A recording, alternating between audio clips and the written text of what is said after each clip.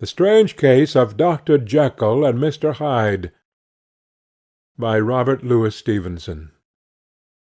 Story of the Door. Mr. Utterson the lawyer was a man of a rugged countenance that was never lighted by a smile, cold, scanty, and embarrassed in discourse, backward in sentiment, lean, long, dusty, dreary, and yet somehow lovable.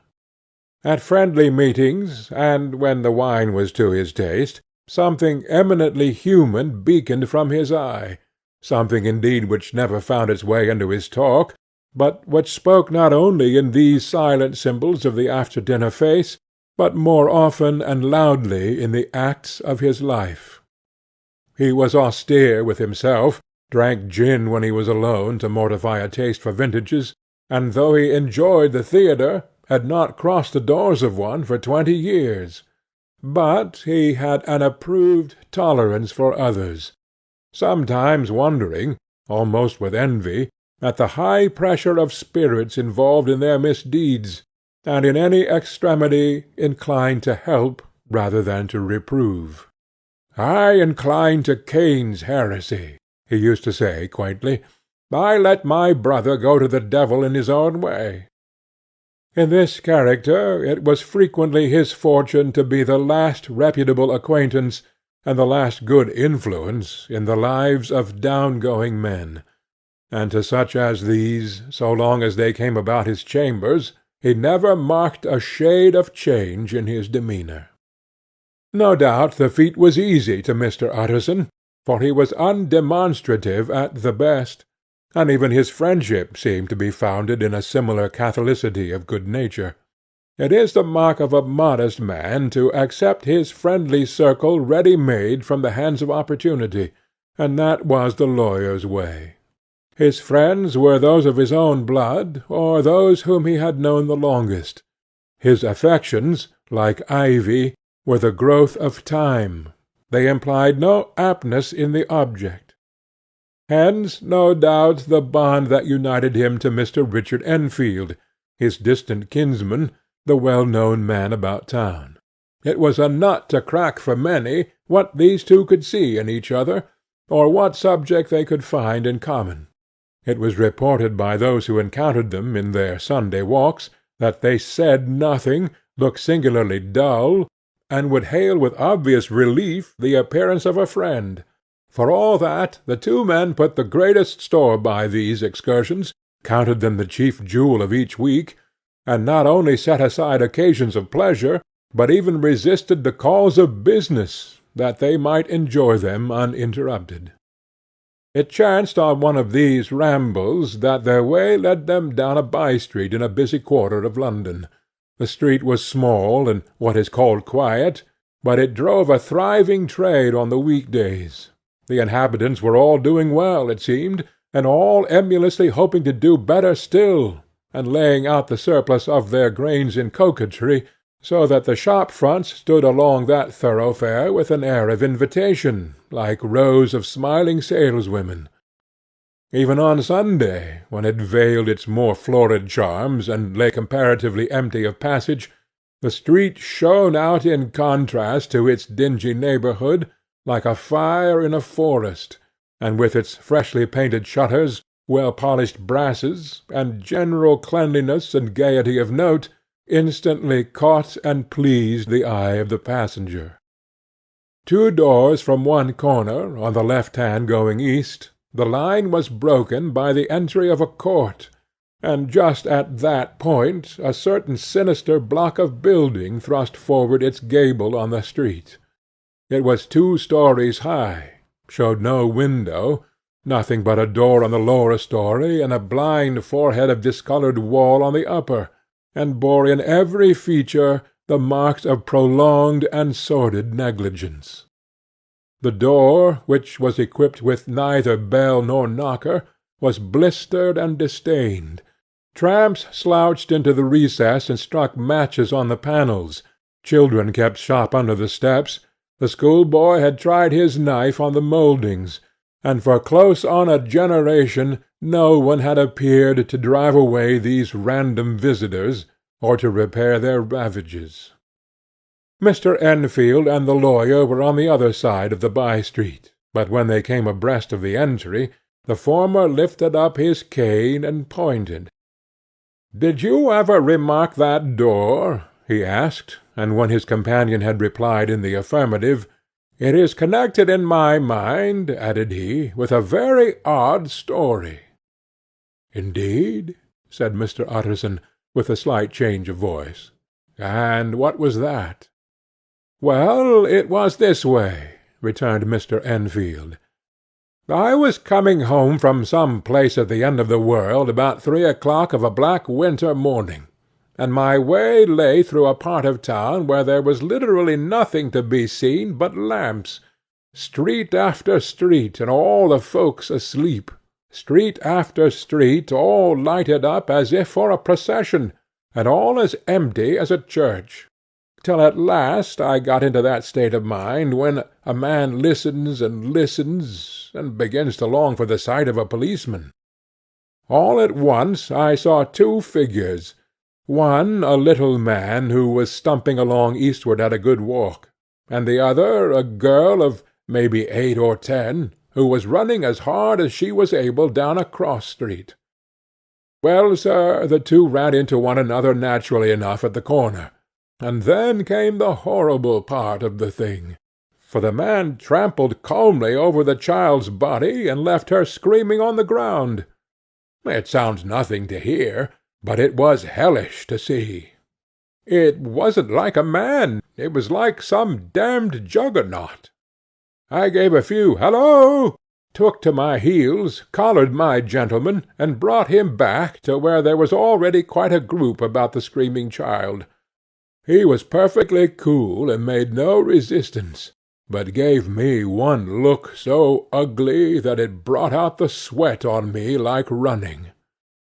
The people who turned out were the girl's own family, and pretty soon the doctor for whom she had been sent put in his appearance. Well, the child was not much the worse, more frightened, according to the sawbones, and there you might have supposed would be an end to it. But there was one curious circumstance. I had taken a loathing to my gentleman at first sight. So had the child's family, which was only natural. But the doctor's case was what struck me. He was the usual cut-and-dry apothecary, of no particular age and colour, with a strong Edinburgh accent, and about as emotional as a bagpipe. Well, sir, he was like the rest of us. Every time he looked at my prisoner, I saw that Sawbones turn sick and white with desire to kill him. I knew what was in his mind just as he knew what was in mine, and killing being out of the question, we did the next best. We told the man we could and would make such a scandal out of this as should make his name stink from one end of London to the other. If he had any friends or any credit, we undertook that he should lose them. And all the time, as we were pitching it in red hot, we were keeping the women off him as best we could, for they were as wild as harpies. I never saw a circle of such hateful faces. And there was the man in the middle, with a kind of black sneering coolness, frightened too, I could see that, but carrying it off, sir, really like Satan. "If you choose to make capital out of this accident," said he, "I am naturally helpless. No gentleman but wishes to avoid a scene," says he. "Name your figure." Well, we screwed him up to £100 for the child's family. He would have clearly liked to stick out, but there was something about the lot of us that meant mischief, and at last he struck. The next thing was to get the money, and where do you think he carried us but to that place with the door? Whipped out a key, went in, and presently came back with the matter of £10 in gold, and a cheque for the balance on Coots, drawn payable to bearer, and signed with a name that I can't mention, though it's one of the points of my story, but it was a name at least very well known and often printed.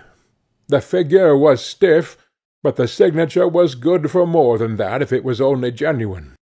I took the liberty of pointing out to my gentleman that the whole business looked apocryphal, and that a man does not, in real life, walk into a cellar door at 4 in the morning, and come out with another man's cheque for close upon £100.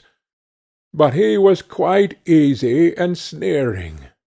"Set your mind at rest," says he. "I will stay with you till the banks open, and cash the cheque myself."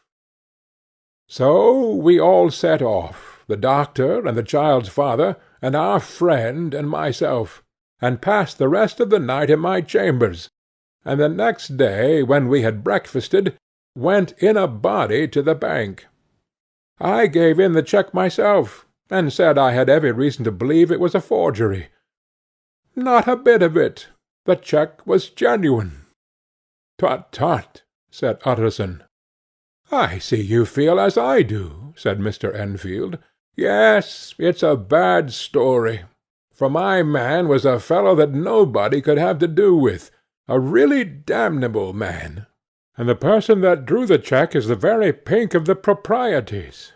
Celebrated, too, and, what makes it worse, one of your fellows who do what they call good.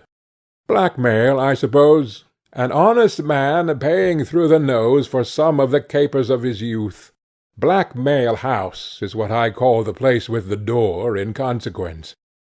Though even that, you know, is far from explaining all," he added, and with the words fell into a vein of musing.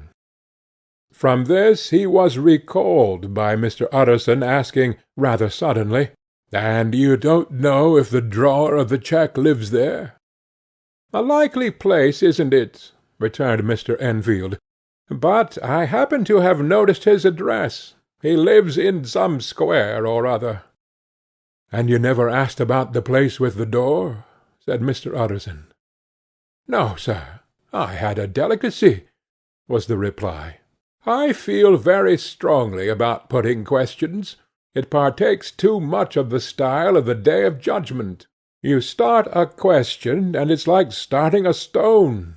You sit quietly on the top of a hill, and away the stone goes, starting others, and presently some bland old bird, the last you would have thought of, is knocked on the head in his own back garden, and the family have to change their name. No, sir, I make it a rule of mine, the more it looks like Queer Street, the less I ask." "A very good rule, too," said the lawyer. "But I have studied the place for myself," continued Mr. Enfield. "It seems scarcely a house. There is no other door, and nobody goes in or out of that one but, once in a great while, the gentleman of my adventure. There are 3 windows looking on the court on the first floor, none below. The windows are always shut, but they're clean. And then there is a chimney which is generally smoking, so somebody must live there. And yet it's not so sure, for the buildings are so packed together about the court that it's hard to say where one ends and another begins." The pair walked on again for a while in silence, and then, "Enfield," said Mr. Utterson, "that's a good rule of yours." "Yes, I think it is," returned Enfield. "But for all that," continued the lawyer, "there's one point I want to ask. I want to ask the name of that man who walked over the child." "Well," said Mr. Enfield, "I can't see what harm it would do. It was a man of the name of Hyde." Said Utterson. "What sort of a man is he to see?" "He is not easy to describe. There is something wrong with his appearance, something displeasing, something downright detestable. I never saw a man I so dislike, and yet I scarce know why. He must be deformed somewhere. He gives a strong feeling of deformity, although I can't specify the point. He's an extraordinary-looking man, and yet I really can name nothing out of the way.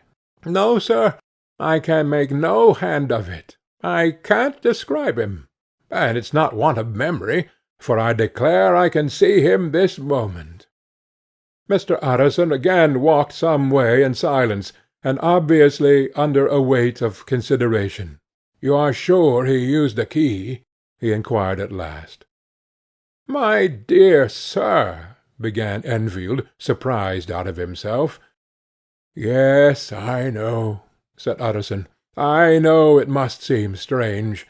The fact is, if I do not ask you the name of the other party, it's because I know it already. You see, Richard, your tale has gone home. If you have been inexact in any point, you had better correct it." "I think you might have warned me," returned the other with a touch of sullenness.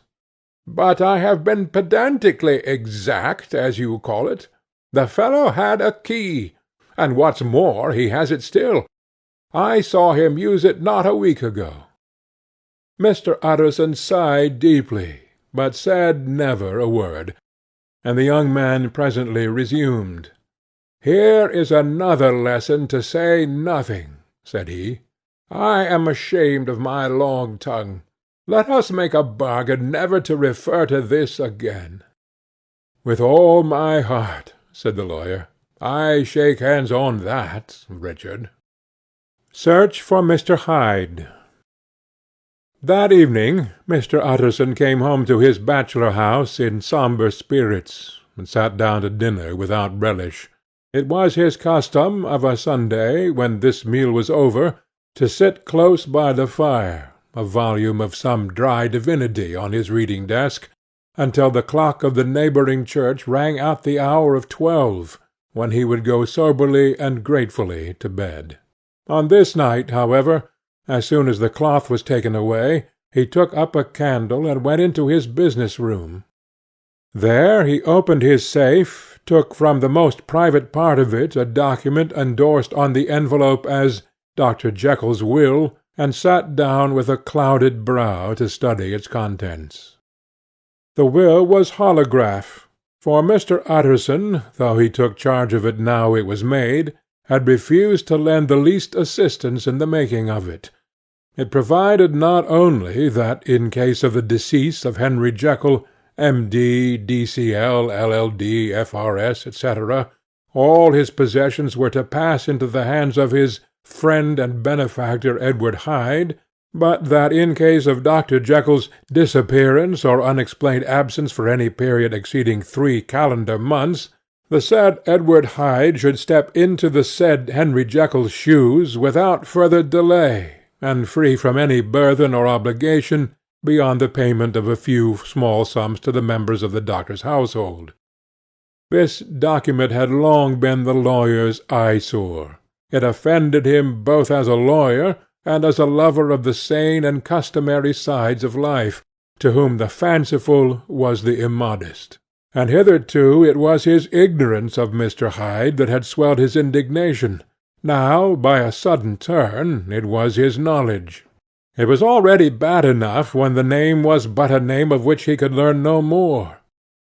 It was worse when it began to be clothed upon with detestable attributes, and out of the shifting insubstantial mists that had so long baffled his eye, there leaped up the sudden definite presentment of a fiend. "I thought it was madness," he said, as he replaced the obnoxious paper in the safe, "and now I begin to fear it is disgrace." With that he blew out his candle, put on a greatcoat, and set forth in the direction of Cavendish Square, the citadel of medicine, where his friend, the great Dr. Lanyon, had his house and received his crowding patients. If any one knows, it will be Lanyon, he had thought. The solemn butler knew and welcomed him. He was subjected to no stage of delay, but ushered direct from the door to the dining-room, where Dr. Lanyon sat alone over his wine. This was a hearty, healthy, dapper, red-faced gentleman, with a shock of hair prematurely white, and a boisterous and decided manner. At sight of Mr. Utterson, he sprang up from his chair and welcomed him with both hands. The geniality, as was the way of the man, was somewhat theatrical to the eye, but it reposed on genuine feeling, for these two were old friends, old mates both at school and college, both thorough respecters of themselves and of each other, and what does not always follow, men who thoroughly enjoyed each other's company. After a little rambling talk, the lawyer led up to the subject which so disagreeably preoccupied his mind. "I suppose, Lanyon," said he, "you and I must be the two oldest friends that Henry Jekyll has." "I wish the friends were younger," chuckled Dr. Lanyon, "but I suppose we are. And what of that? I see little of him now." "Indeed?" said Utterson. "I thought you had a bond of common interest." "We had," was the reply, "but it is more than 10 years since Henry Jekyll became too fanciful for me. He began to go wrong in mind, and though of course I continue to take an interest in him from old sake's sake, as they say, I see, and I have seen, devilish little of the man. Such unscientific balderdash," added the doctor, flushing suddenly purple, "would have estranged Damon and Pythias." This little spirit of temper was somewhat of a relief to Mr. Utterson. They have only differed on some point of science, he thought; and being a man of no scientific passions, except in the matter of conveyancing, he even added, "It is nothing worse than that." He gave his friend a few seconds to recover his composure, and then approached the question he had come to put. "Did you ever come across a protégé of his, one Hyde?" he asked. "Hyde?" repeated Lanyon. "No, never heard of him, since my time." That was the amount of information that the lawyer carried back with him to the great dark bed on which he tossed to and fro until the small hours of the morning began to grow large. It was a night of little ease to his toiling mind, toiling in mere darkness and besieged by questions. 6 o'clock struck on the bells of the church that was so conveniently near to Mr. Utterson's dwelling, and still he was digging at the problem. Hitherto it had touched him on the intellectual side alone, but now his imagination also was engaged, or rather enslaved, and as he lay and tossed in the gross darkness of the night and the curtained room, Mr. Enfield's tale went by before his mind in a scroll of lighted pictures. He would be aware of the great field of lamps, of a nocturnal city, then of the figure of a man walking swiftly, and then of a child running from the doctor's, and then these met, and that human juggernaut trod the child down and passed on, regardless of her screams. Or else he would see a room in a rich house, where his friend lay asleep, dreaming and smiling at his dreams, and then the door of that room would be opened, the curtains of the bed plucked apart, the sleeper recalled, and lo, there would stand by his side a figure to whom power was given, and even at that dead hour he must rise and do its bidding. The figure in these two phases haunted the lawyer all night, and if at any time he dozed over, it was but to see it glide more stealthily through sleeping houses, or move the more swiftly, and still the more swiftly, even to dizziness, through wider labyrinths of lamp-lighted city, and at every street-corner crush a child and leave for screaming. And still the figure had no face by which he might know it.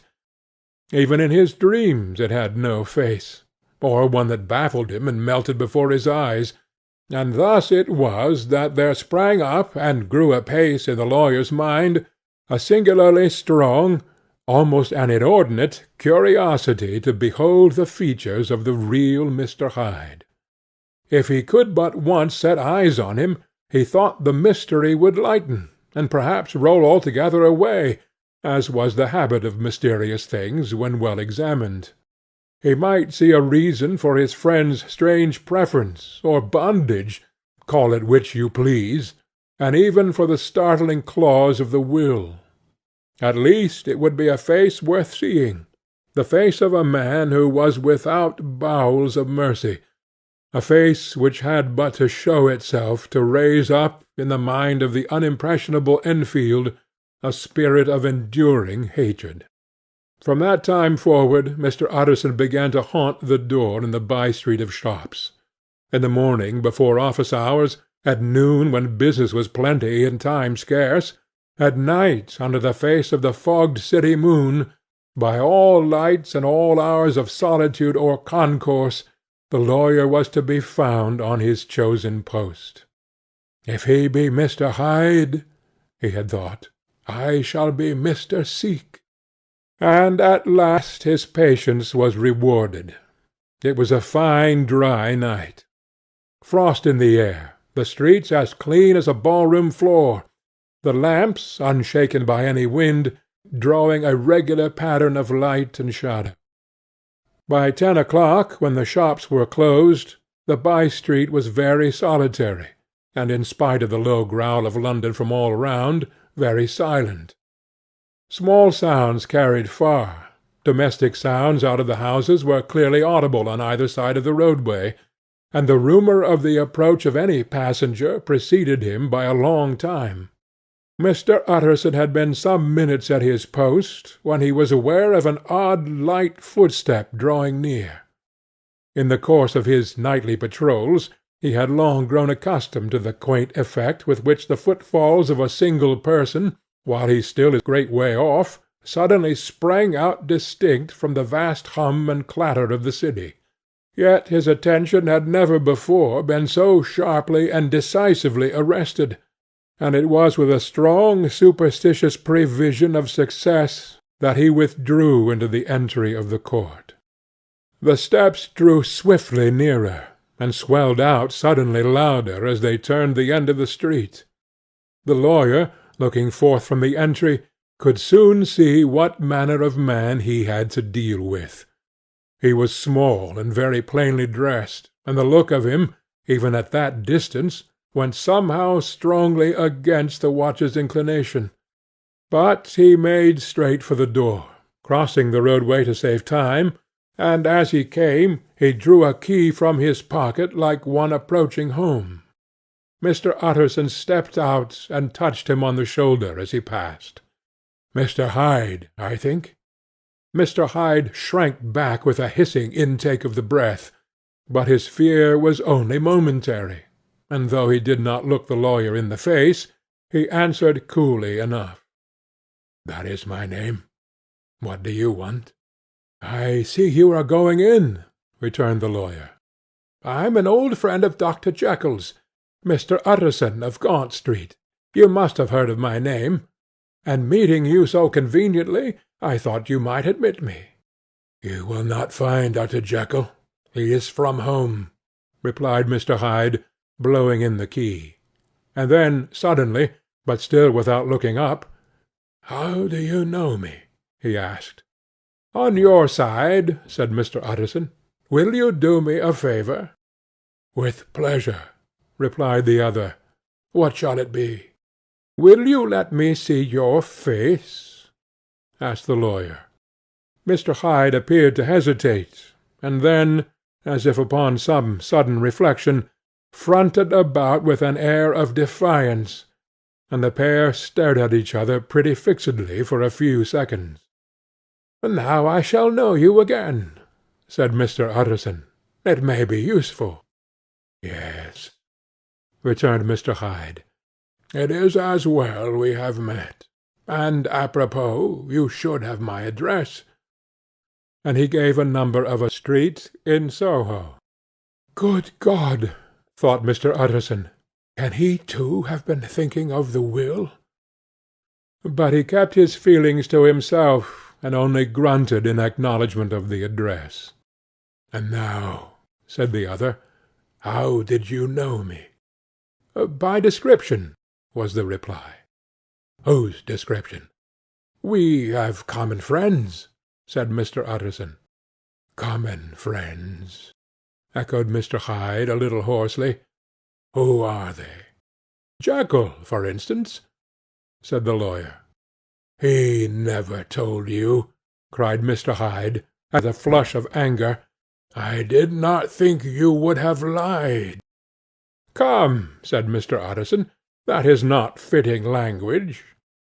The other snarled aloud into a savage laugh, and in the next moment, with extraordinary quickness, he had unlocked the door and disappeared into the house. The lawyer stood a while when Mr. Hyde had left him, the picture of disquietude. Then he began slowly to mount the street, pausing every step or two, and putting his head to his brow like a man in mental perplexity. The problem he was thus debating as he walked was one of a class that is rarely solved. Mr. Hyde was pale and dwarfish. He gave an impression of deformity without any nameable malformation. He had a displeasing smile. He had borne himself to the lawyer with a sort of murderous mixture of timidity and boldness, and he spoke with a husky, whispering, and somewhat broken voice. All of these were points against him, but not all of these together could explain the hitherto unknown disgust, loathing, and fear with which Mr. Utterson regarded him. "There must be something else," said the perplexed gentleman. "There is something more, if I could find a name for it. God bless me, the man seems hardly human. Something troglodytic, shall we say? Or can it be the old story of Dr. Fell? Or is it the mere radiance of a foul soul that thus transpires through and transfigures its clay continent? The last, I think. For, oh, my poor old Harry Jekyll, if ever I read Satan's signature upon a face, it is on that of your new friend." Round the corner from the by-street there was a square of ancient, handsome houses, now for the most part decayed from their high estate, and let in flats and chambers to all sorts and conditions of men, map engravers, architects, shady lawyers, and the agents of obscure enterprises. One house, however, second from the corner, was still occupied entire, and at the door of this, which wore a great air of wealth and comfort, though it was now plunged in darkness except for the fanlight, Mr. Utterson stopped and knocked. A well-dressed elderly servant opened the door. "Is Dr. Jekyll at home, Poole?" asked the lawyer.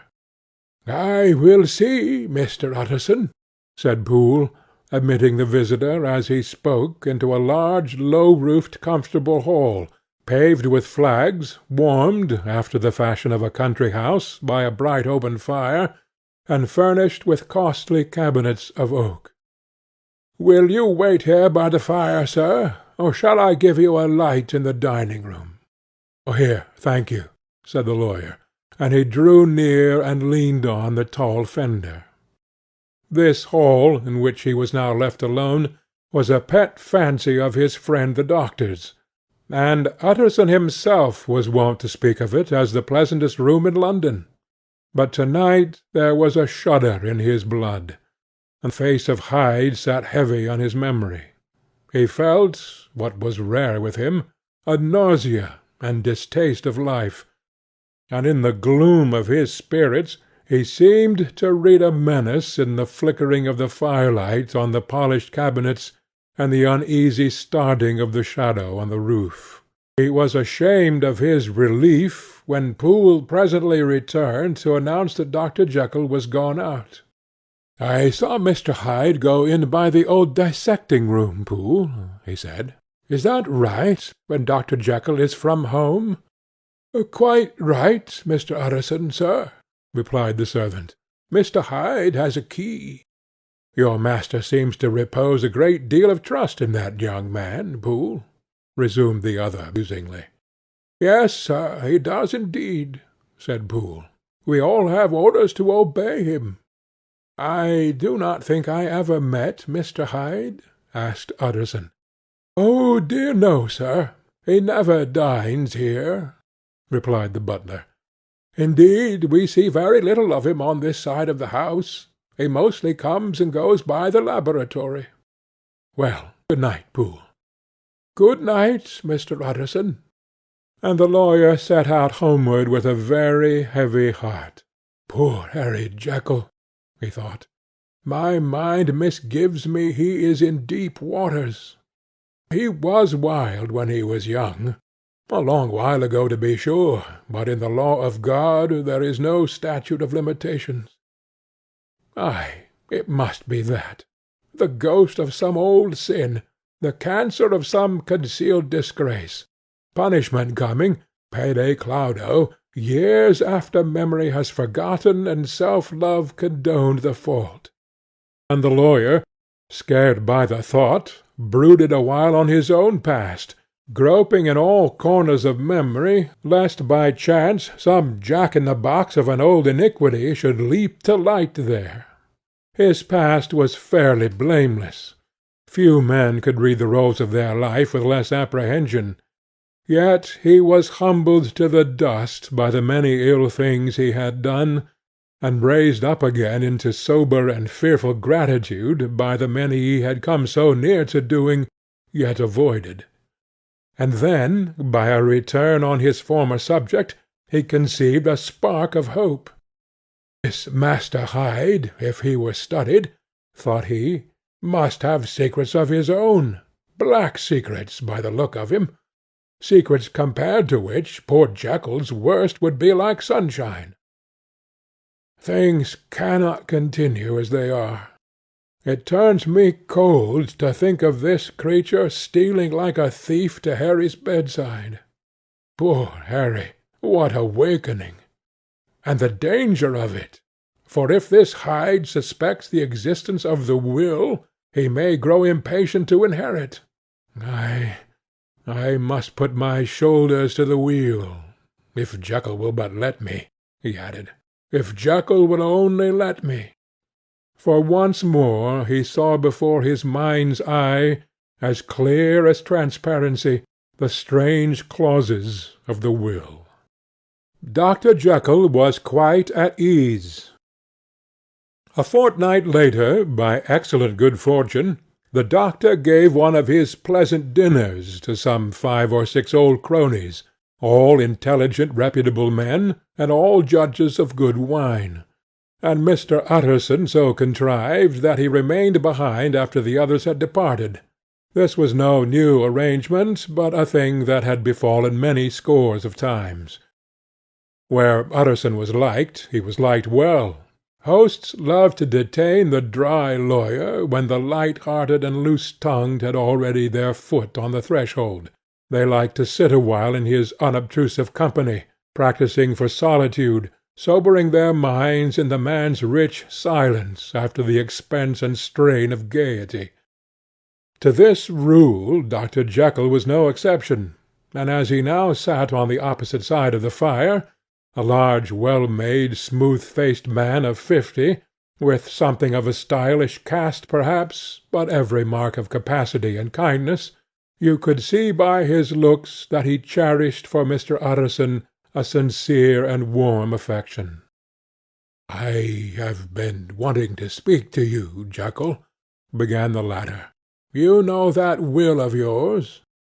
A close observer might have gathered that the topic was distasteful, but the doctor carried it off gaily. "My poor Utterson," said he, "you are unfortunate in such a client. I never saw a man so distressed as you were by my will, unless it were that hide-bound pedant Lanyon, at what he called my scientific heresies. Oh, I know he's a good fellow, you needn't frown. An excellent fellow, and I always mean to see more of him, but a hide-bound pedant for all that, an ignorant, blatant pedant. I was never more disappointed in any man than Lanyon." "You know I never approved of it," pursued Utterson, ruthlessly disregarding the fresh topic. "My will? Yes, certainly I know that," said the doctor, a trifle sharply. "You have told me so." "Well, I tell you so again," continued the lawyer. "I have been learning something of young Hyde." The large handsome face of Dr. Jekyll grew pale to the very lips, and there came a blackness about his eyes. "I do not care to hear more," said he. "This is a matter I thought we had agreed to drop." "What I heard was abominable," said Utterson. "It can make no change. You do not understand my position," returned the doctor, with a certain incoherency of manner. "I am painfully situated, Utterson. My position is a very strange one. It is one of those affairs that cannot be mended by talking." "Jekyll," said Utterson, "you know me. I am a man to be trusted. Make a clean breast of this in confidence, and I make no doubt I can get you out of it." "My good Utterson," said the doctor, "this is very good of you. This is downright good of you, and I cannot find words to thank you in. I believe you fully. I would trust you before any man alive, aye, before myself, if I could make the choice. But indeed it isn't what you fancy. It's not as bad as that. And just to put your good heart at rest, I will tell you one thing. The moment I choose, I can be rid of Mr. Hyde. I give you my hand upon it, and I thank you again and again. And I will just add one little word, Utterson, that I'm sure you'll take in good part. This is a private matter, and I beg of you to let it sleep." Utterson reflected a little, looking in the fire. "I have no doubt you are perfectly right," he said at last, getting to his feet. "Well, but since you have touched upon this business, and for the last time, I hope," continued the doctor, "there is one point I should like you to understand. I have really a very great interest in poor Hyde.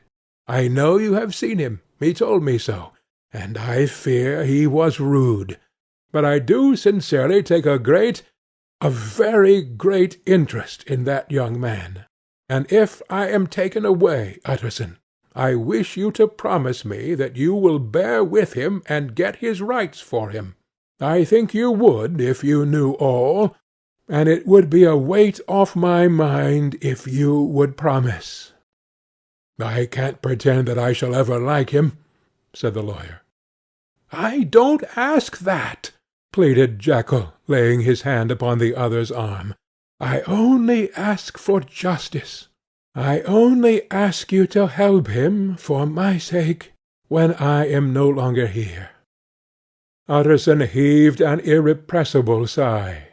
"Well," said he, "I promise." The Carew murder case. Nearly a year later, in the month of October, London was startled by a crime of singular ferocity, and rendered all the more notable by the high position of the victim. The details were few and startling. A maid-servant, living alone in a house not far from the river, had gone upstairs to bed about 11. Although a fog rolled over the city in the small hours, the early part of the night was cloudless, and the lane, which the maid's window overlooked, was brilliantly lit by the full moon. It seems she was romantically given, for she sat down upon her box, which stood immediately under the window, and fell into a dream of musing. Never, she used to say, with streaming tears, when she narrated that experience, never had she felt more at peace with all men, or thought more kindly of the world. And as she so sat, she became aware of an aged, beautiful gentleman with white hair, drawing near along the lane, and advancing to meet him, another and very small gentleman, to whom at first she paid less attention. When they had come within speech, which was just under the maid's eyes, the older man bowed, and accosted the other with a very pretty manner of politeness. It did not seem as if the subject of his address were of great importance. Indeed, from his pointing, it sometimes appeared as if he were only inquiring his way, but the moon shone on his face as he spoke, and the girl was pleased to watch it. It seemed to breathe with such an innocent and old-worldly kindness of disposition, yet with something high too, as of a well-founded self-esteem. Presently her eye wandered to the other, and she was surprised to recognize in him a certain Mr. Hyde, who had once visited her master, and for whom she had conceived a dislike. He had in his hand a heavy cane, with which he was trifling, but he answered never a word, and seemed to listen with an ill-contained impatience. And then, all of a sudden, he broke out in a great flame of anger, stamping with his feet, brandishing the cane, and carrying on, as the maid described it, like a madman. The old gentleman took a step back, with the air of one very much surprised and a trifle hurt, and at that Mr. Hyde broke out of all bounds, and clubbed him to the earth. And next moment, with ape-like fury, he was trampling his victim under foot, and hailing down a storm of blows, under which the bones were audibly shattered, and the body jumped upon the roadway. At the horror of these sights and sounds, the maid fainted. It was 2 o'clock when she came to herself and called the police. The murderer was gone long ago, but there lay his victim in the middle of the lane, incredibly mangled. The stick with which the deed had been done, although it was of some rare and very tough and heavy wood, had broken in the middle under the stress of this insensate cruelty, and one splintered half had rolled in the neighbouring gutter. The other, without doubt, had been carried away by the murderer. A purse and gold watch were found upon the victim, but no cards or papers, except a sealed and stamped envelope, which he had been probably carrying to the post, and which bore the name and address of Mr. Utterson. This was brought to the lawyer the next morning, before he was out of bed, and he had no sooner seen it and been told the circumstances than he shot out a solemn lip. "I shall say nothing till I have seen the body," said he. "This may be very serious. Have the kindness to wait while I dress." And with the same grave countenance he hurried through his breakfast, and drove to the police station, whither the body had been carried. As soon as he came into the cell he nodded. "Yes," said he, "I recognize him. I am sorry to say that this is Sir Danvers Carew." "Good God, sir!" exclaimed the officer. "Is it possible?" And the next moment his eye lighted up with professional ambition. "This'll make a deal of noise," he said, "and perhaps you can help us to the man." And he briefly narrated what the maid had seen, and showed the broken stick. Mr. Utterson had already quailed at the name of Hyde, but when the stick was laid before him he could doubt no longer. Broken and battered as it was, he recognized it for one that he had himself presented many years before to Henry Jekyll. "Is this Mr. Hyde a person of small stature?" he inquired. "Particularly small and particularly wicked-looking, is what the maid calls him," said the officer. Mr. Utterson reflected, and then, raising his head, "If you will come with me in my cab," he said, "I think I can take you to his house." It was by this time about 9 in the morning, and the first fog of the season. A great chocolate-covered pall lowered over heaven, but the wind was continually charging and routing these embattled vapours, so that as the cab crawled from street to street, Mr. Utterson beheld a marvellous number of degrees and hues of twilight, for here it would be dark like the back end of evening, and there would be a glow of a rich lurid brown, like the light of some strange conflagration, and here, for a moment, the fog would be quite broken up, and a haggard shaft of daylight would glance in between the swirling wreaths. The dismal quarter of Soho, seen under these changing glimpses, with its muddy ways and slatternly passengers, and its lamps, which had never been extinguished, or had been kindled afresh to combat this mournful reinvasion of darkness, seemed, in the lawyer's eyes, like a district of some city in a nightmare, The thoughts of his mind, besides, were of the gloomiest dye, and when he glanced at the companion of his drive, he was conscious of some touch of that terror of the law and the law's officers which may at times assail the most honest. As the cab drew up before the address indicated, the fog lifted a little, and showed him a dingy street, a gin palace, a low French eating-house, a shop for the retail of penny numbers and twopenny salads, many ragged children huddled in the doorways, and many women of many different nationalities passing out, key in hand, to have a morning glass. And the next moment the fog settled down again upon that part, as brown as umber, and cut him off from his blackguardly surroundings. This was the home of Henry Jekyll's favourite, of a man who was heir to 250,000 sterling. An ivory-faced and silvery-haired old woman opened the door. She had an evil face, smoothed by hypocrisy, but her manners were excellent. Yes, she said, this was Mr. Hyde's, but he was not at home. He had been in that night very late, but he had gone away again in less than an hour. There was nothing strange in that. His habits were very irregular, and he was often absent. For instance, it was nearly 2 months since she had seen him till yesterday.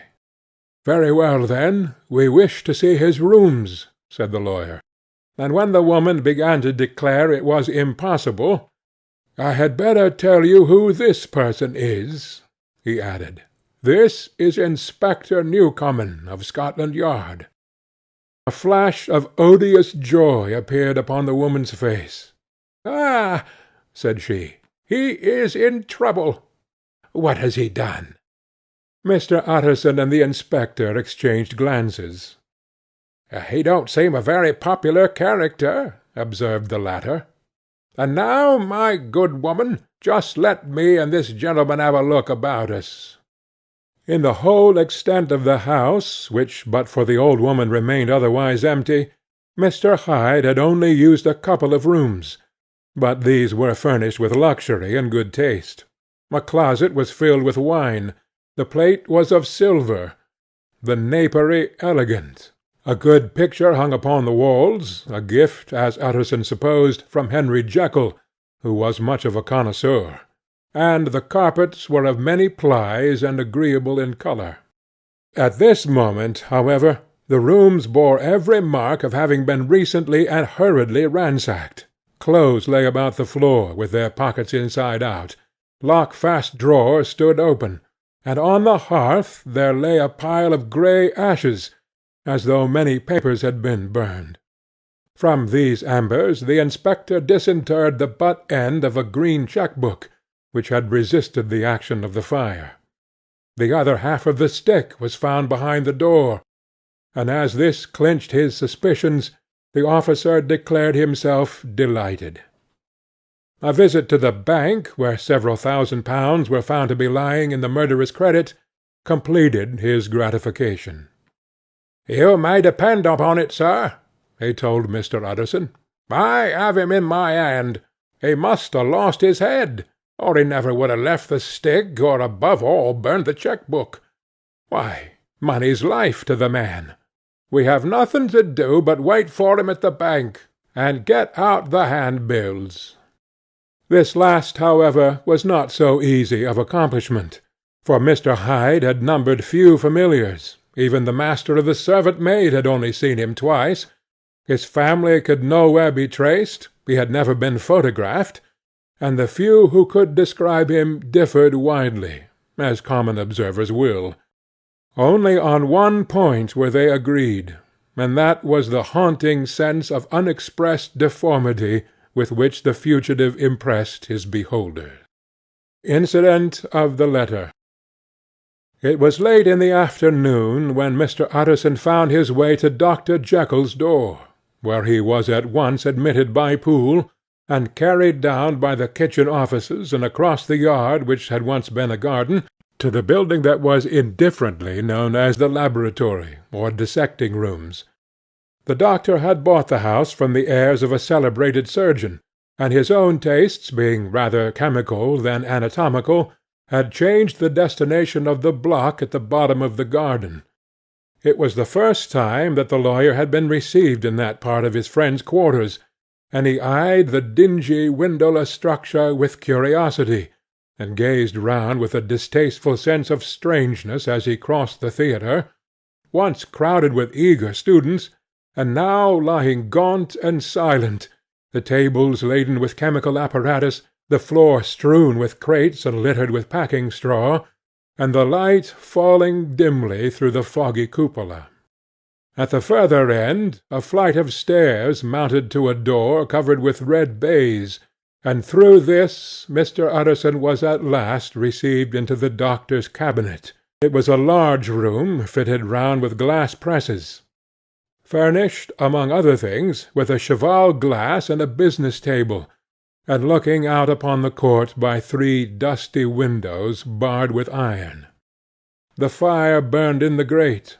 A lamp was set lighted on the chimney shelf, for even in the houses the fog began to lie thickly. And there, close up to the warmth, sat Dr. Jekyll, looking deathly sick. He did not rise to meet his visitor, but held out a cold hand and bade him welcome in a changed voice. "And now," said Mr. Utterson, as soon as Poole had left them, "you have heard the news?" The doctor shuddered. "They were crying it in the square," he said. "I heard them in my dining-room." "One word," said the lawyer. "Carew is my client, but so are you, and I want to know what I am doing. You have not been mad enough to hide this fellow?" "Utterson, I swear to God," cried the doctor, "I swear to God I will never set eyes on him again. I bind my honour to you that I am done with him in this world. It is all at an end. And indeed he does not want my help. You do not know him as I do. He is safe. He is quite safe. Mark my words, he will never more be heard of." The lawyer listened gloomily. He did not like his friend's feverish manner. "You seem pretty sure of him," said he, "and for your sake I hope you may be right. If it came to a trial, your name might appear." "I am quite sure of him," replied Jekyll. "I have grounds for certainty that I cannot share with any one.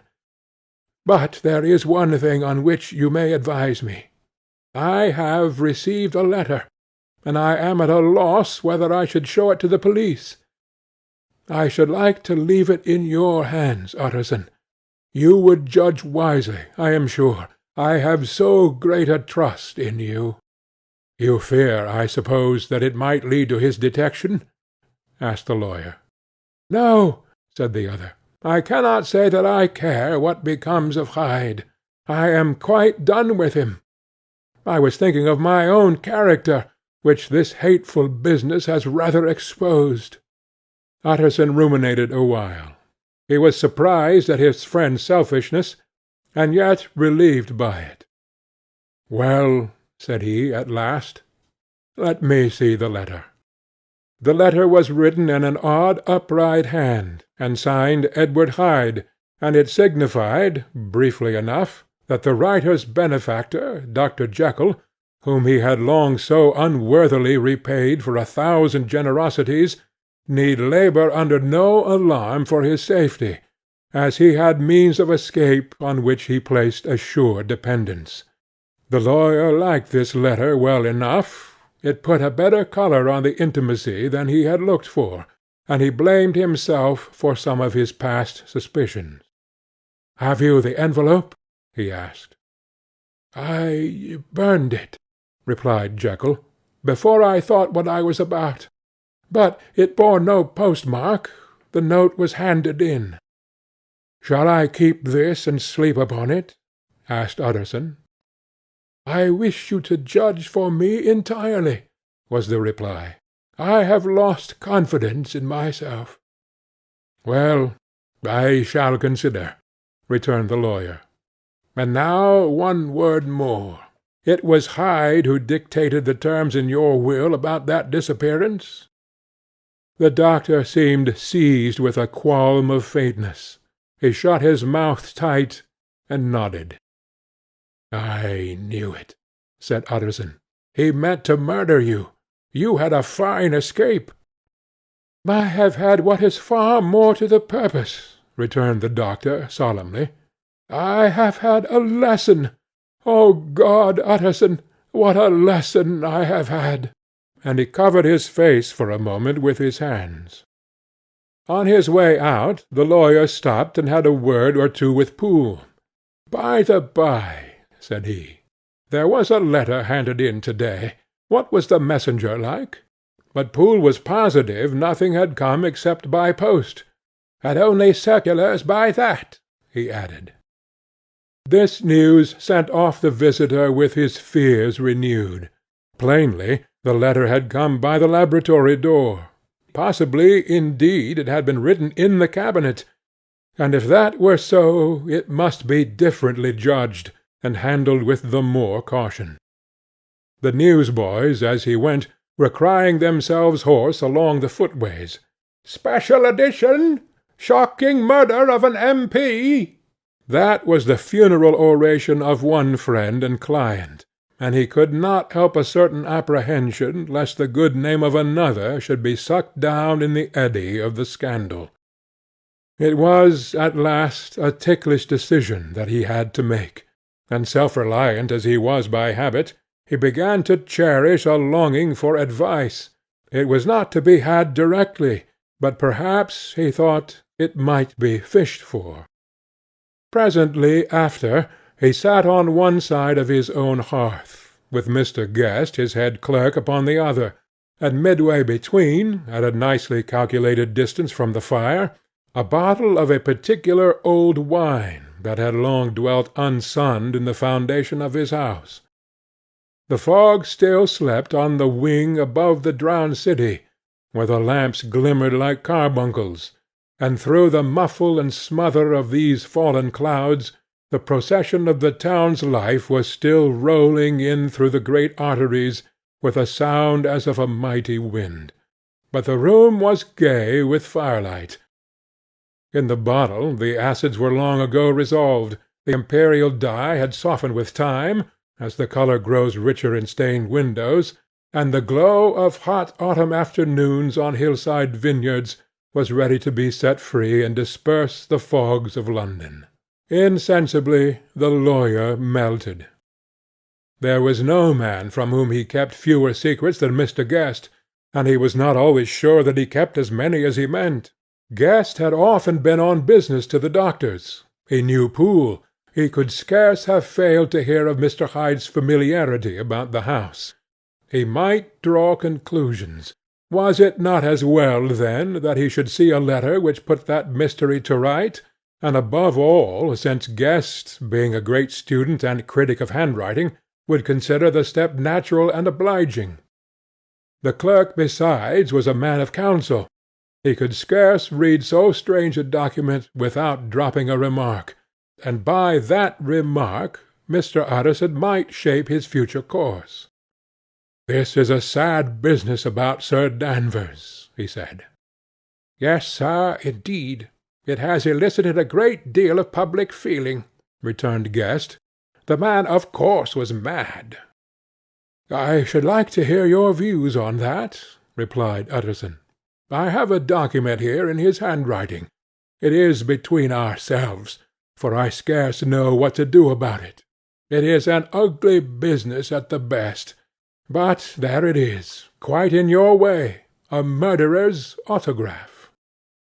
Guest's eyes brightened, and he sat down at once and studied it with passion. "No, sir," he said, "not mad. But it is an odd hand."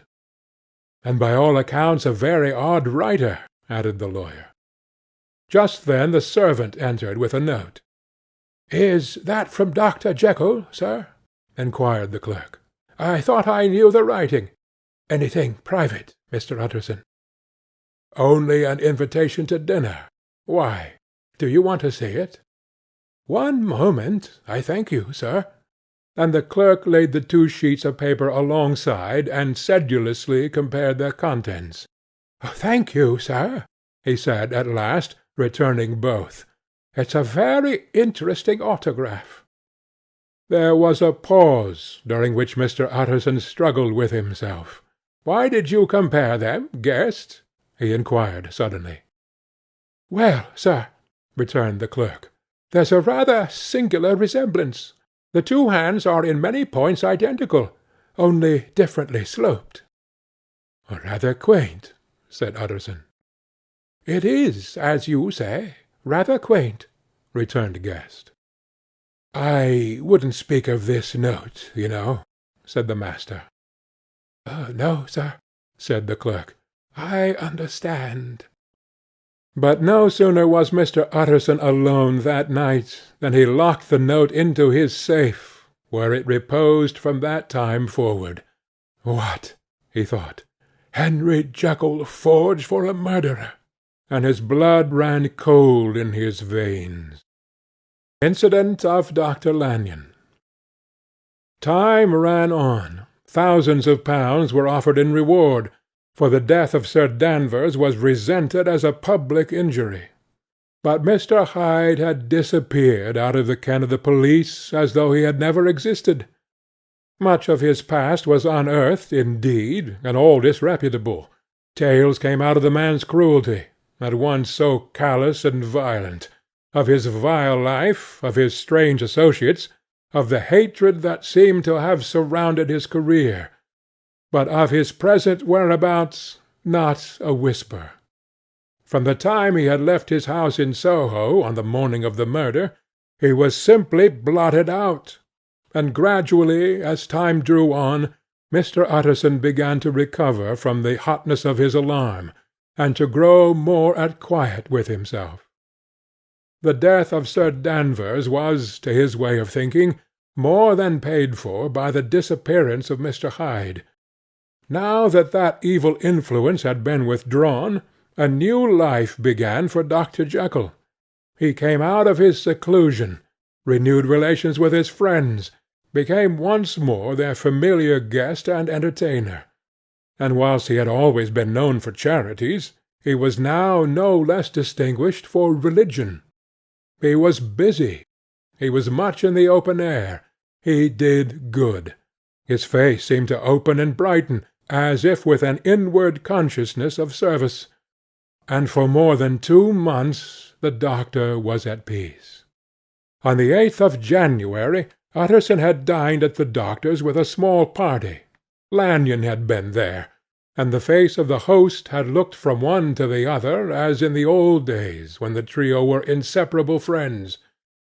On the 12th, and again on the 14th, the door was shut against the lawyer.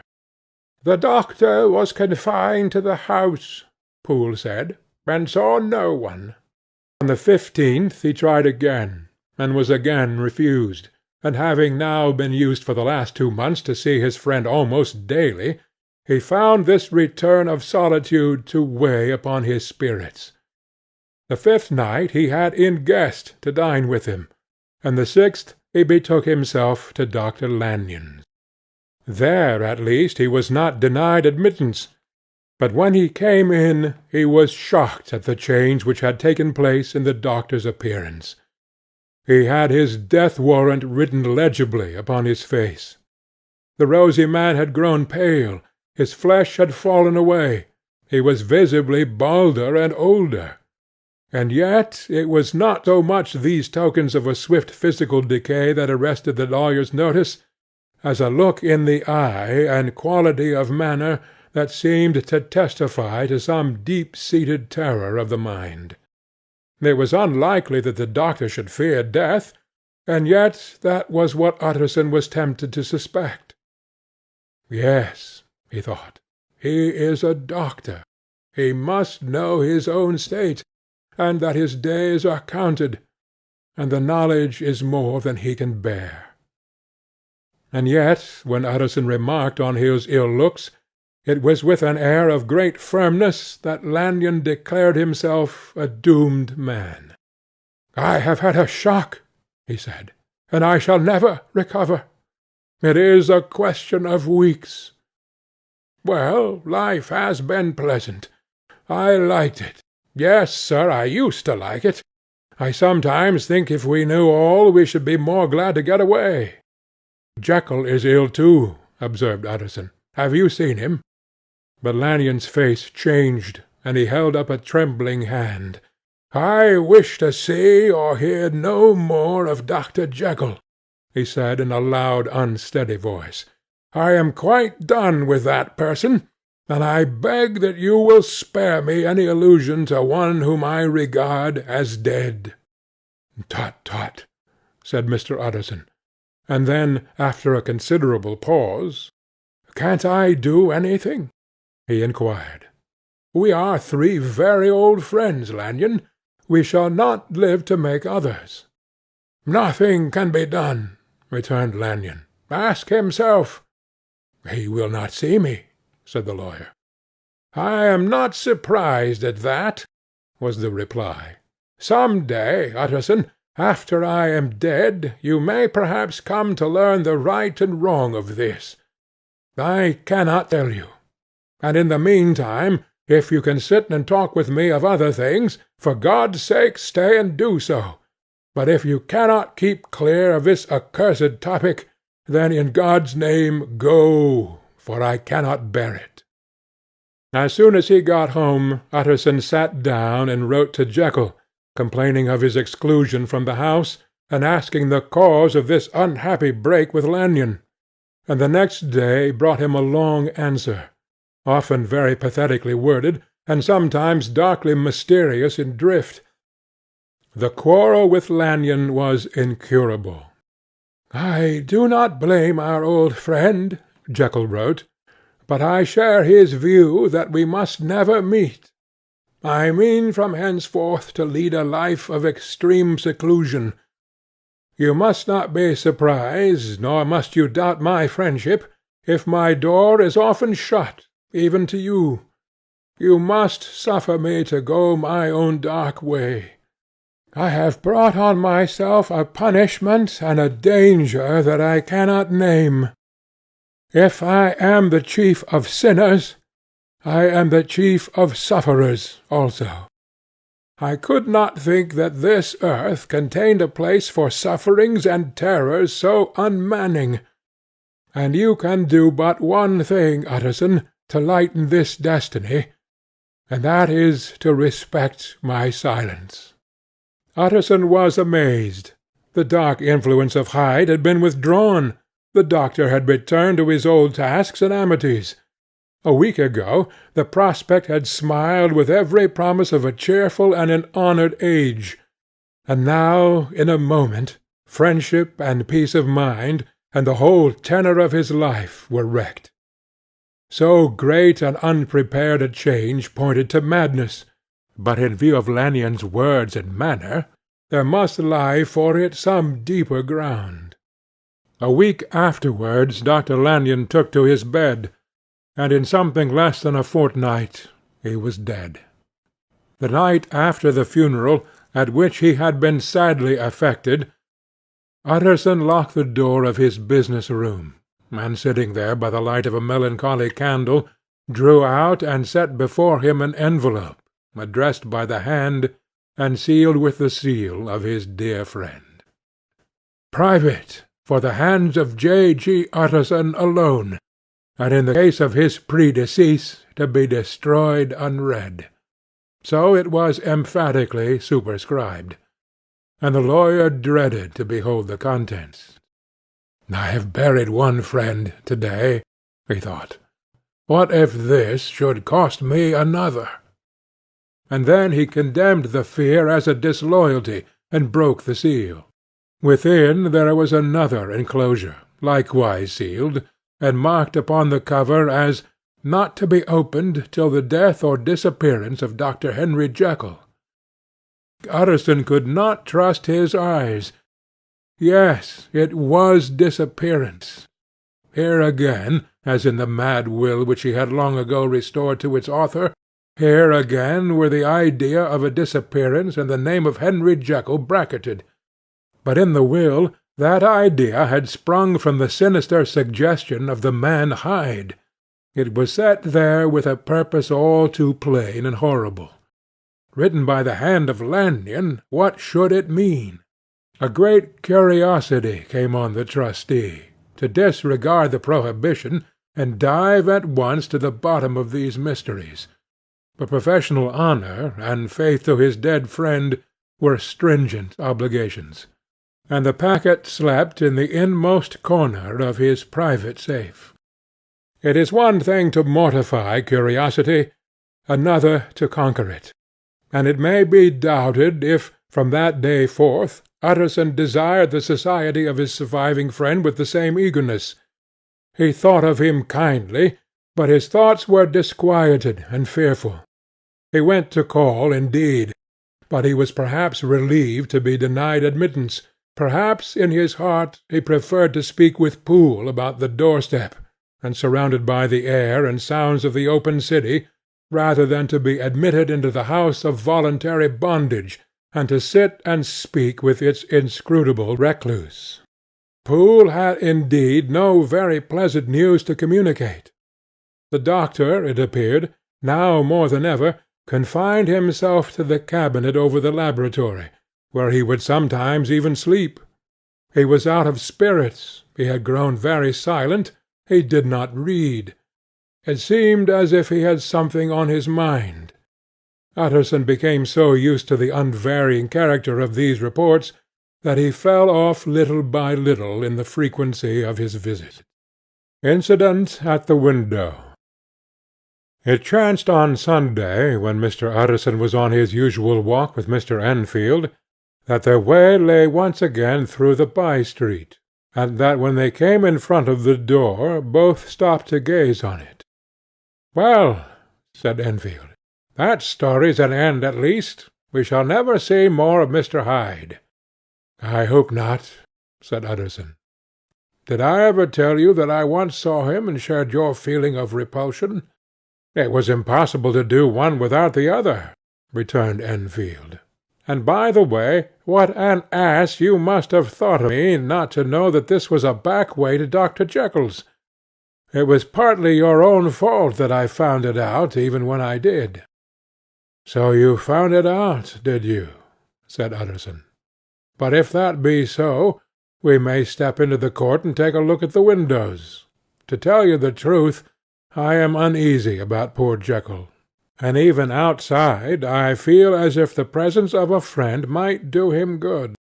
The court was very cool and a little damp, and full of premature twilight, although the sky, high up overhead, was still bright with sunset. The middle of one of the three windows was half-way open, and sitting close beside it, taking the air with an infinite sadness of mien, like some disconsolate prisoner, Utterson saw Dr. Jekyll. "What, Jekyll!" he cried. "I trust you are better?" "I am very low, Utterson," replied the doctor drearily. "Very low.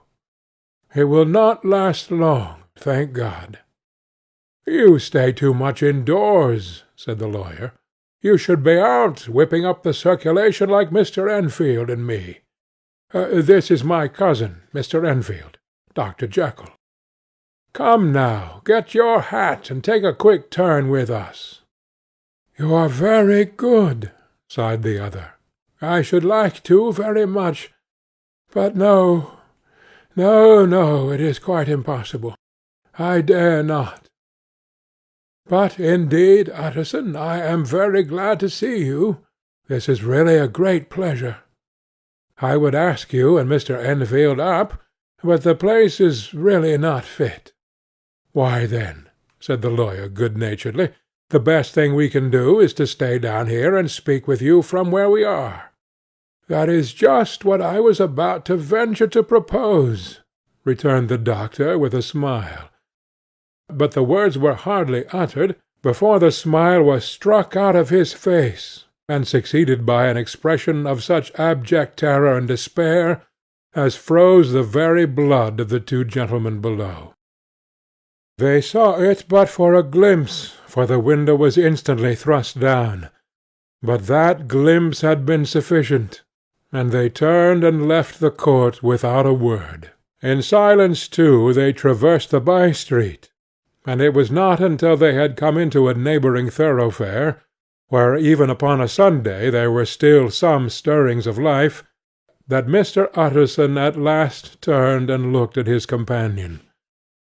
They were both pale, and there was an answering horror in their eyes. "God forgive us!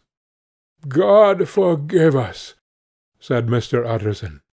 But Mr. Enfield only nodded his head very seriously, and walked on once more in silence. The last night. Mr. Utterson was sitting by his friends one evening after dinner, when he was surprised to receive a visit from Poole. "Bless me, Poole, what brings you here?" he cried, and then, taking a second look at him, "What ails you?" he added. "Is the doctor ill?" "Mr. Utterson," said the man, "there is something wrong." "Take a seat, and here is a glass of wine for you," said the lawyer. "Now take your time, and tell me plainly what you want." "You know the doctor's ways, sir," replied Poole, "and how he shuts himself up. Well, he's shut up again in the cabinet, and I don't like it, sir. I wish I may die if I like it. Mr. Utterson, sir, I am afraid." "Ah, my good man," said the lawyer, "be explicit. What are you afraid of?"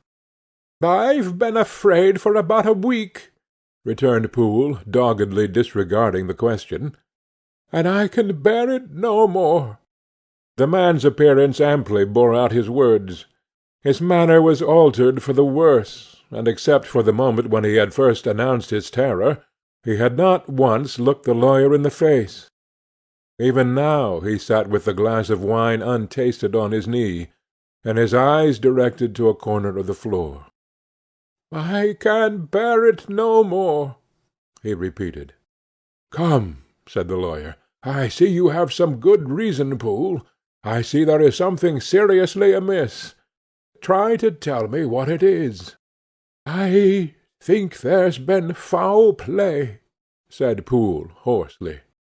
"Foul play!" cried the lawyer, a good deal frightened, and rather inclined to be irritated in consequence. "What foul play? What does this man mean?" "I daren't say, sir," was the answer. "But will you come along with me and see for yourself?" Mr. Utterson's only answer was to rise and get his hat and greatcoat, but he observed with wonder the greatness of the relief that appeared upon the butler's face, and perhaps with no less, that the wine was still untasted when he set it down to follow. It was a wild, cold, seasonable night of March, with a pale moon lying on her back as though the wind had tilted her, and flying wrack of the most diaphanous and lawny texture.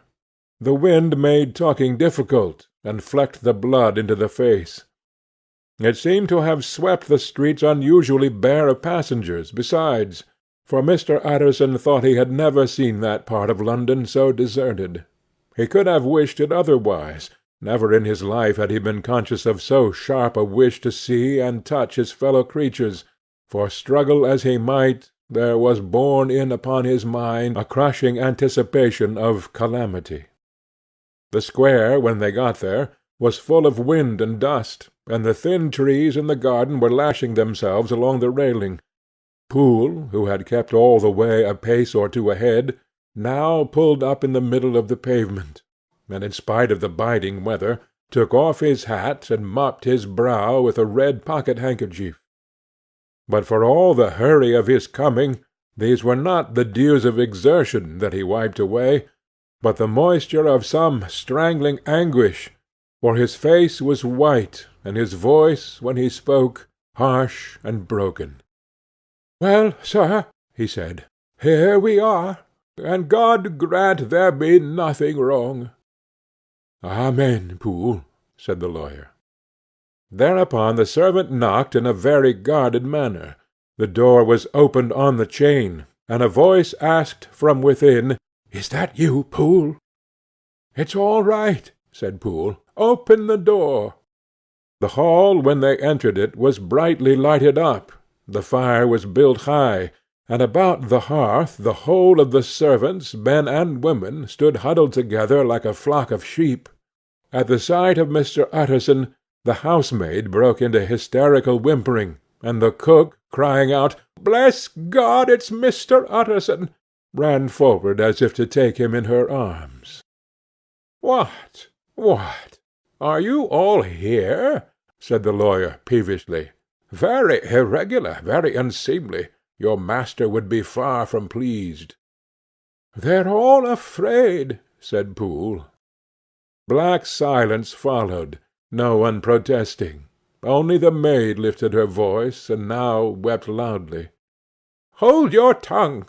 Poole said to her, with a ferocity of accent that testified to his own jangled nerves; and indeed, when the girl had so suddenly raised the note of her lamentation, they had all started and turned towards the inner door with faces of dreadful expectation. "And now," continued the butler, addressing the knife-boy, "reach me a candle, and we'll get this through hands at once." And then he begged Mr. Utterson to follow him, and led the way to the back garden. "Now, sir," said he, "you come as gently as you can. I want you to hear, and I don't want you to be heard. And see here, sir, if by any chance he was to ask you in, don't go."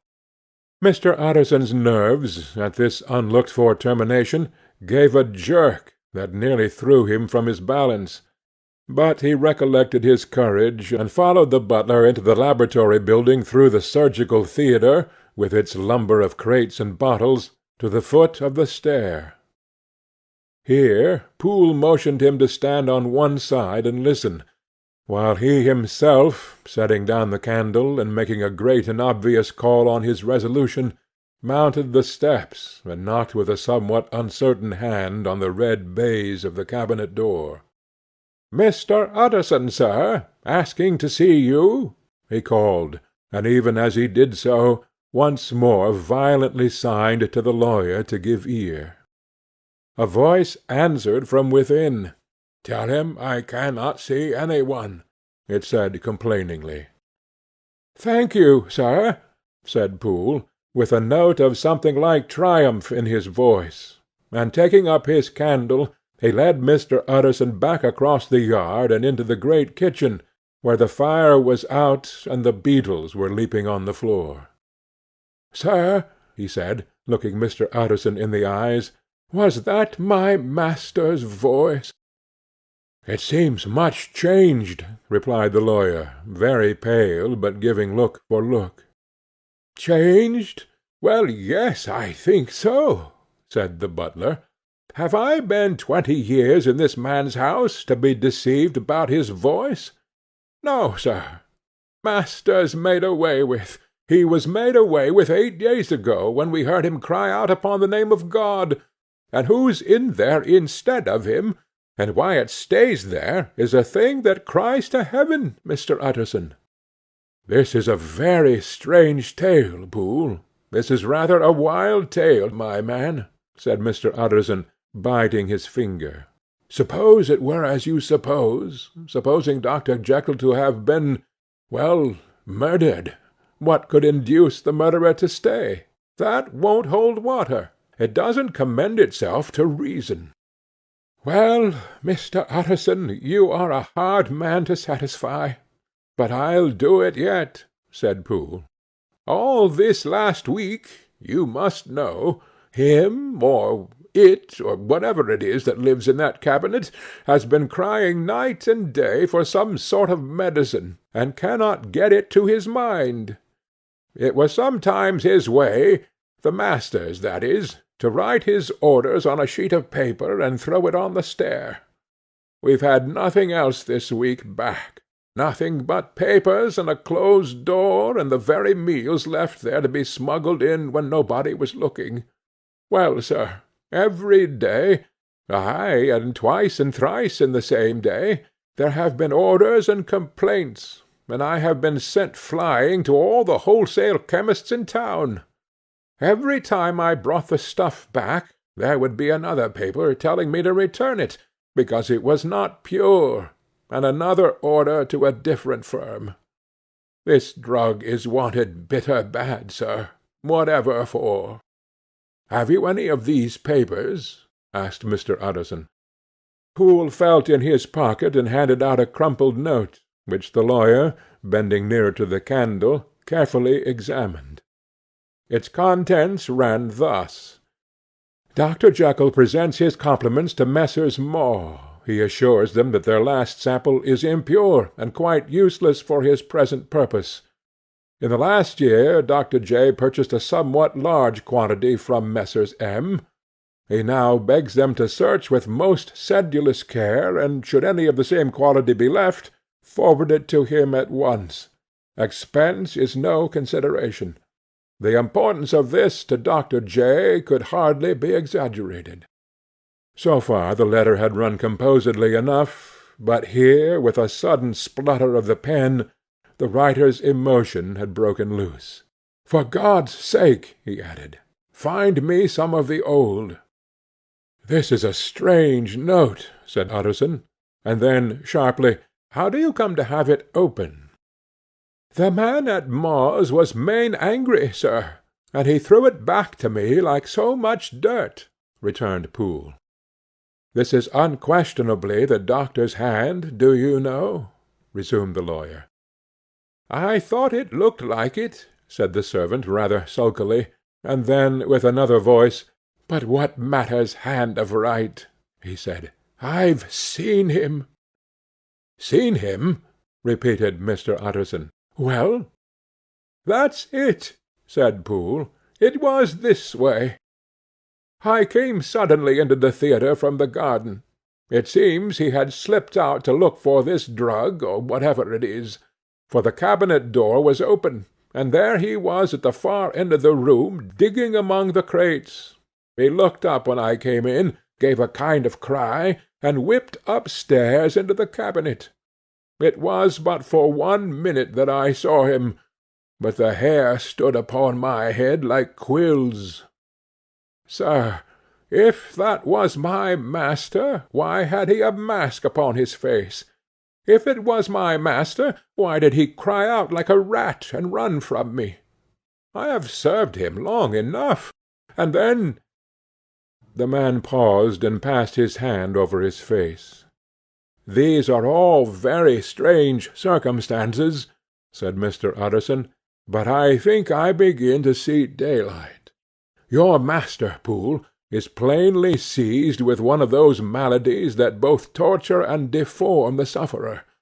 Hence, for aught I know, the alteration of his voice, hence the mask and the avoidance of his friends, hence the eagerness to find this drug, by means of which the poor soul retains some hope of ultimate recovery.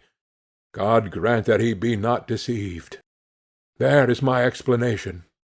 It is sad enough, Poole, ay, and appalling to consider, but it is plain and natural, hangs well together, and delivers us from all exorbitant alarms." "Sir," said the butler, turning to a sort of mottled pallor, "that thing was not my master, and there's the truth.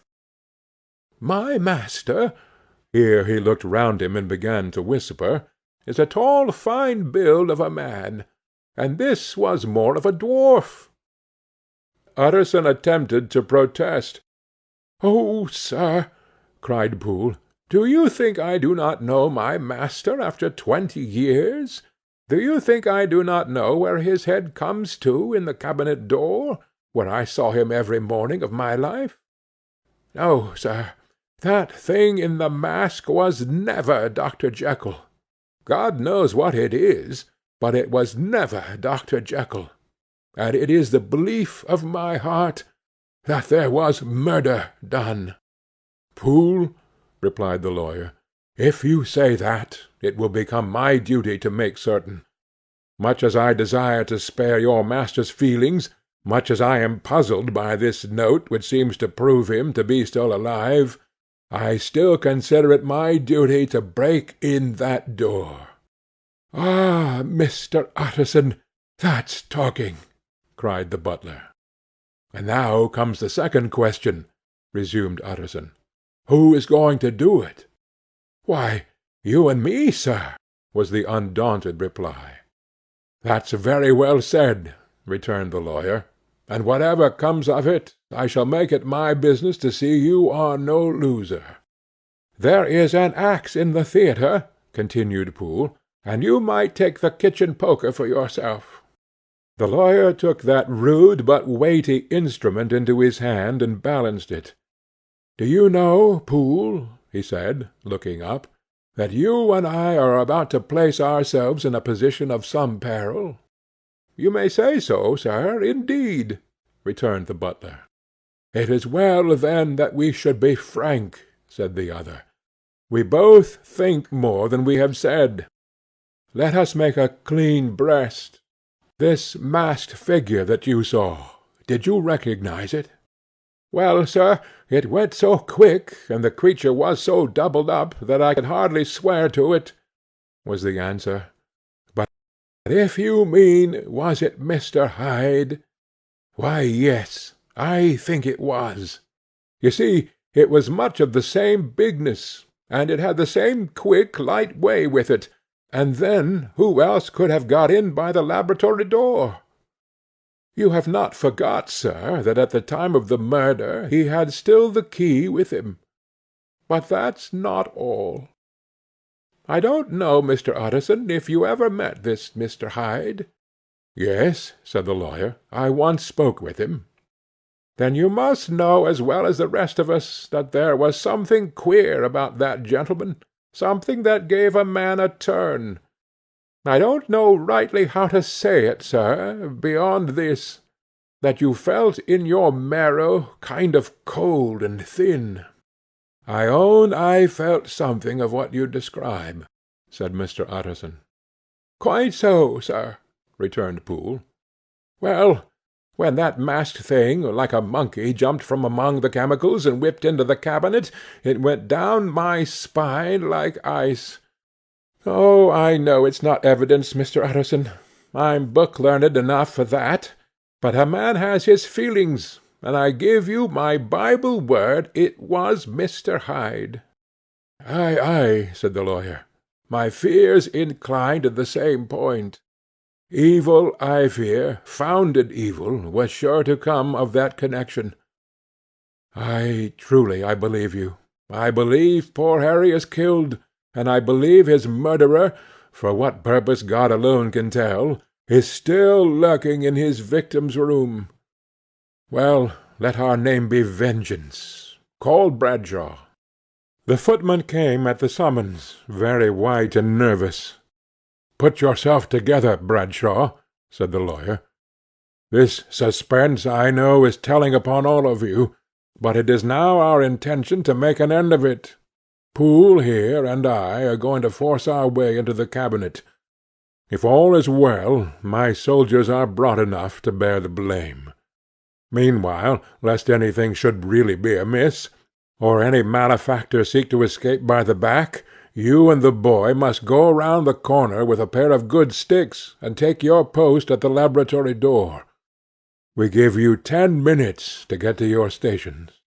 As Bradshaw left, the lawyer looked at his watch. "And now, Poole, let us get to ours," he said, and taking the poker under his arm led the way into the yard. The scud had banked over the moon, and it was now quite dark.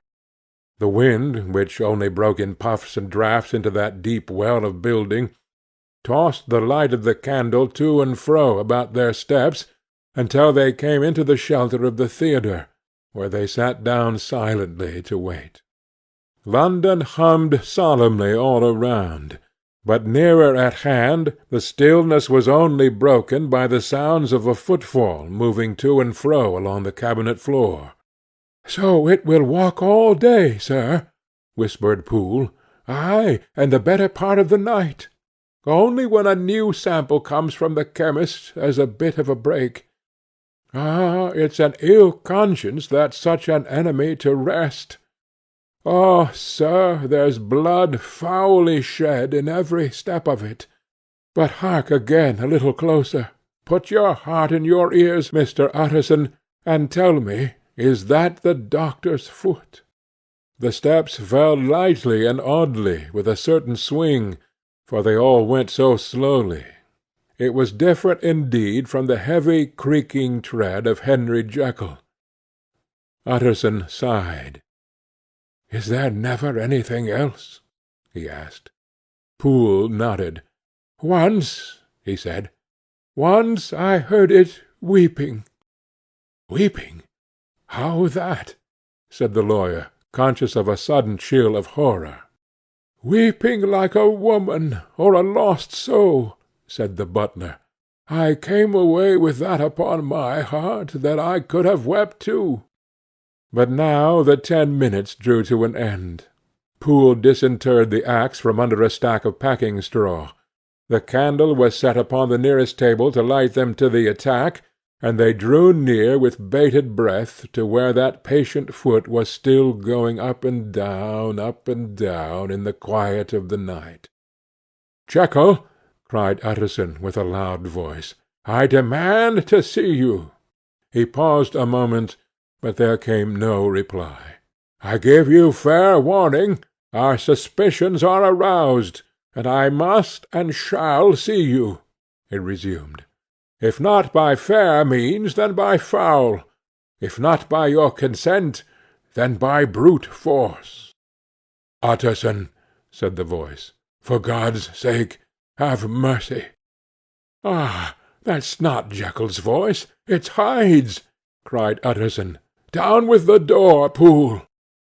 Poole swung the axe over his shoulder.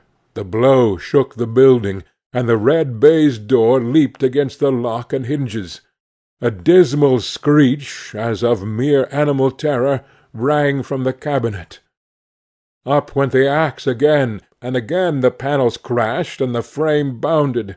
4 times the blow fell, but the wood was tough, and the fittings were of excellent workmanship, and it was not until the 5th that the lock burst and the wreck of the door fell inwards on the carpet.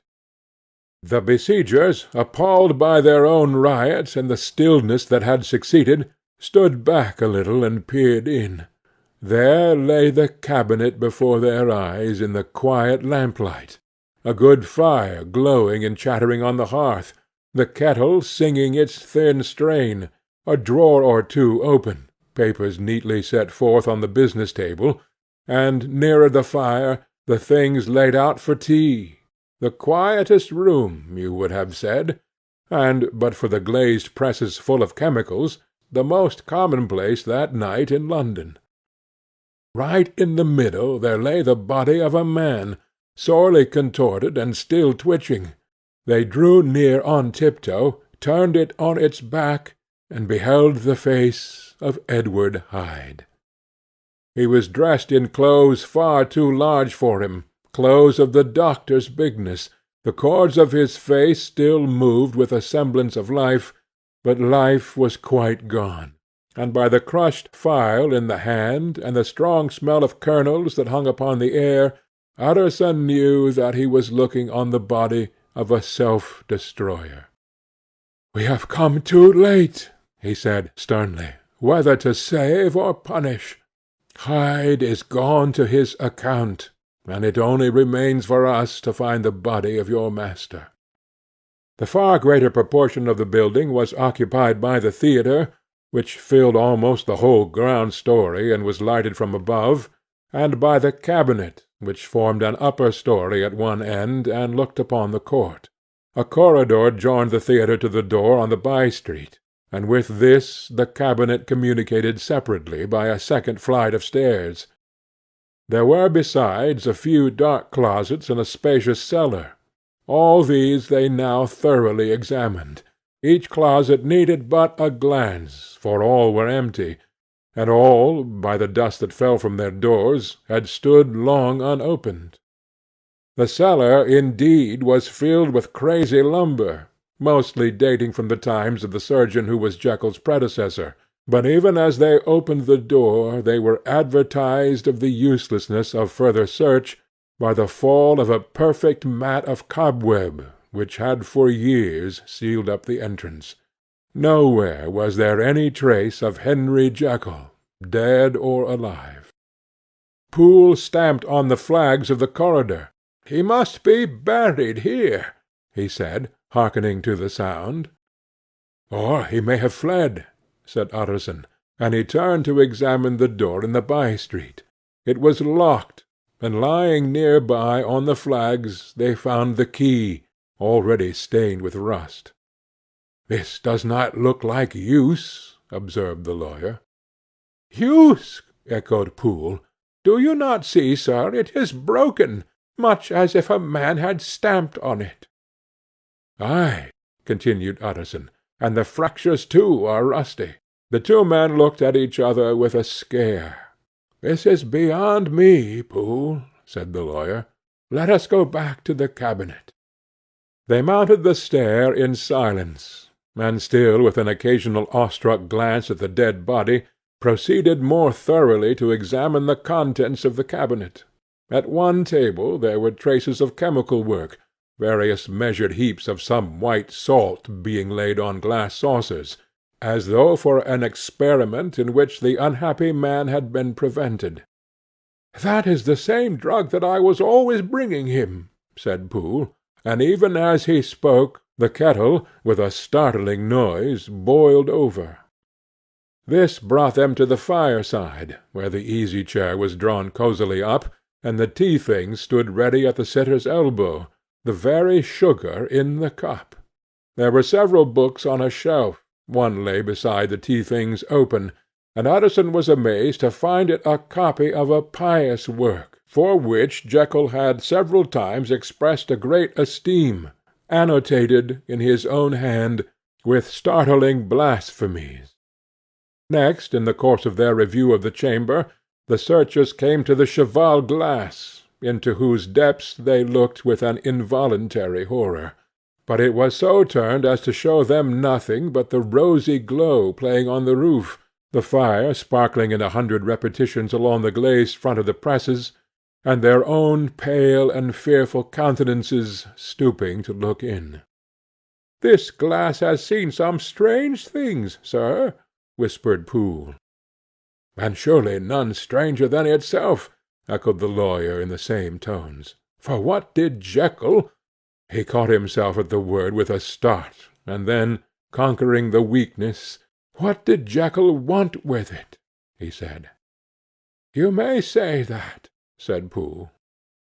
Next they turned to the business table. On the desk, among the neat array of papers, a large envelope was uppermost, and bore in the doctor's hand the name of Mr. Utterson. The lawyer unsealed it, and several enclosures fell to the floor. The first was a will, drawn in the same eccentric terms as the one which he had returned 6 months before, to serve as a testament in case of death, and as a deed of gift in case of disappearance, but in place of the name of Edward Hyde, the lawyer, with indescribable amazement, read the name of Gabriel John Utterson. He looked at Poole, and then back at the paper, and last of all at the dead malefactor stretched upon the carpet. "My head goes round," he said. "He has been all these days in possession. He had no cause to like me. He must have raged to see himself displaced, and he has not destroyed this document." He caught up the next paper. It was a brief note in the doctor's hand, and dated at the top. "Oh, Poole!" the lawyer cried. "He was alive, and here this day. He cannot have been disposed of in so short a space. He must still be alive. He must have fled. And then, why fled? And how? And in that case, can we venture to declare this suicide? Oh, we must be careful. I foresee that we may yet involve your master in some dire catastrophe." "Why don't you read it, sir?" asked Poole. "Because I fear. replied the lawyer, solemnly. "God grant I have no cause for it." And with that he brought the paper to his eyes, and read as follows: "My dear Utterson, when this shall fall into your hands, I shall have disappeared. Under what circumstances I have not the penetration to foresee, but my instinct, and all the circumstances of my nameless situation, tell me that the end is sure, and must be early. Go, then, and first read the narrative which Lanyon warned me he was to place in your hands, and if you care to hear more, turn to the confession of your unworthy and unhappy friend, Henry Jekyll." "There was a third enclosure?" asked Utterson. "Here, sir," said Poole, and gave into his hands a considerable packet, sealed in several places. The lawyer put it in his pocket. "I would say nothing of this paper. If your master has fled, or is dead, we may at least save his credit. It is now 10. I must go home and read these documents in quiet, but I shall be back before midnight, when we shall send for the police."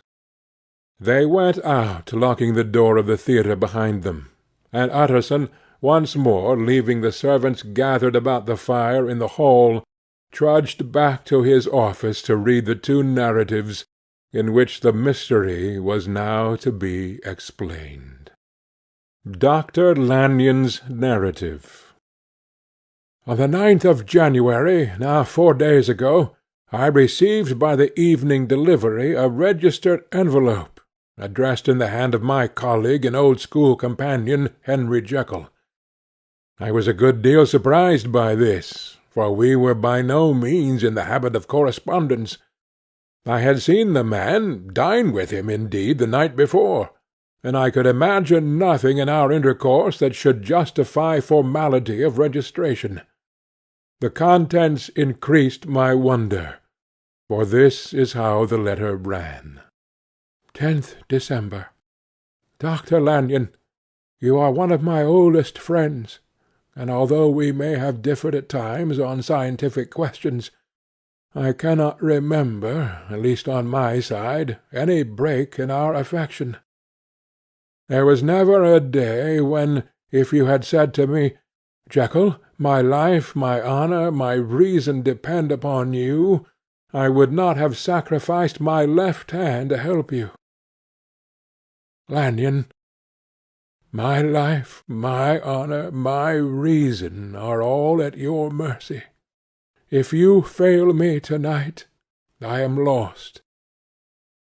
You might suppose, after this preface, that I am going to ask you for something dishonourable to grant. Judge for yourself.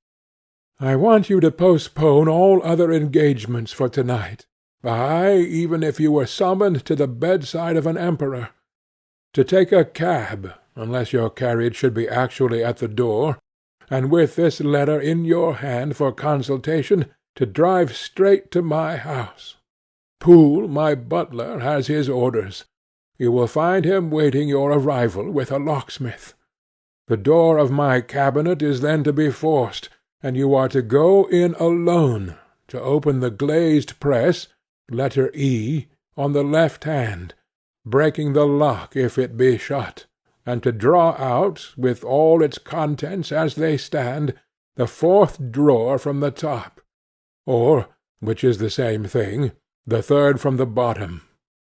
In my extreme distress of mind, I have a morbid fear of misdirecting you, but even if I am in error, you may know the right drawer by its contents, some powders, a file, and a paper book.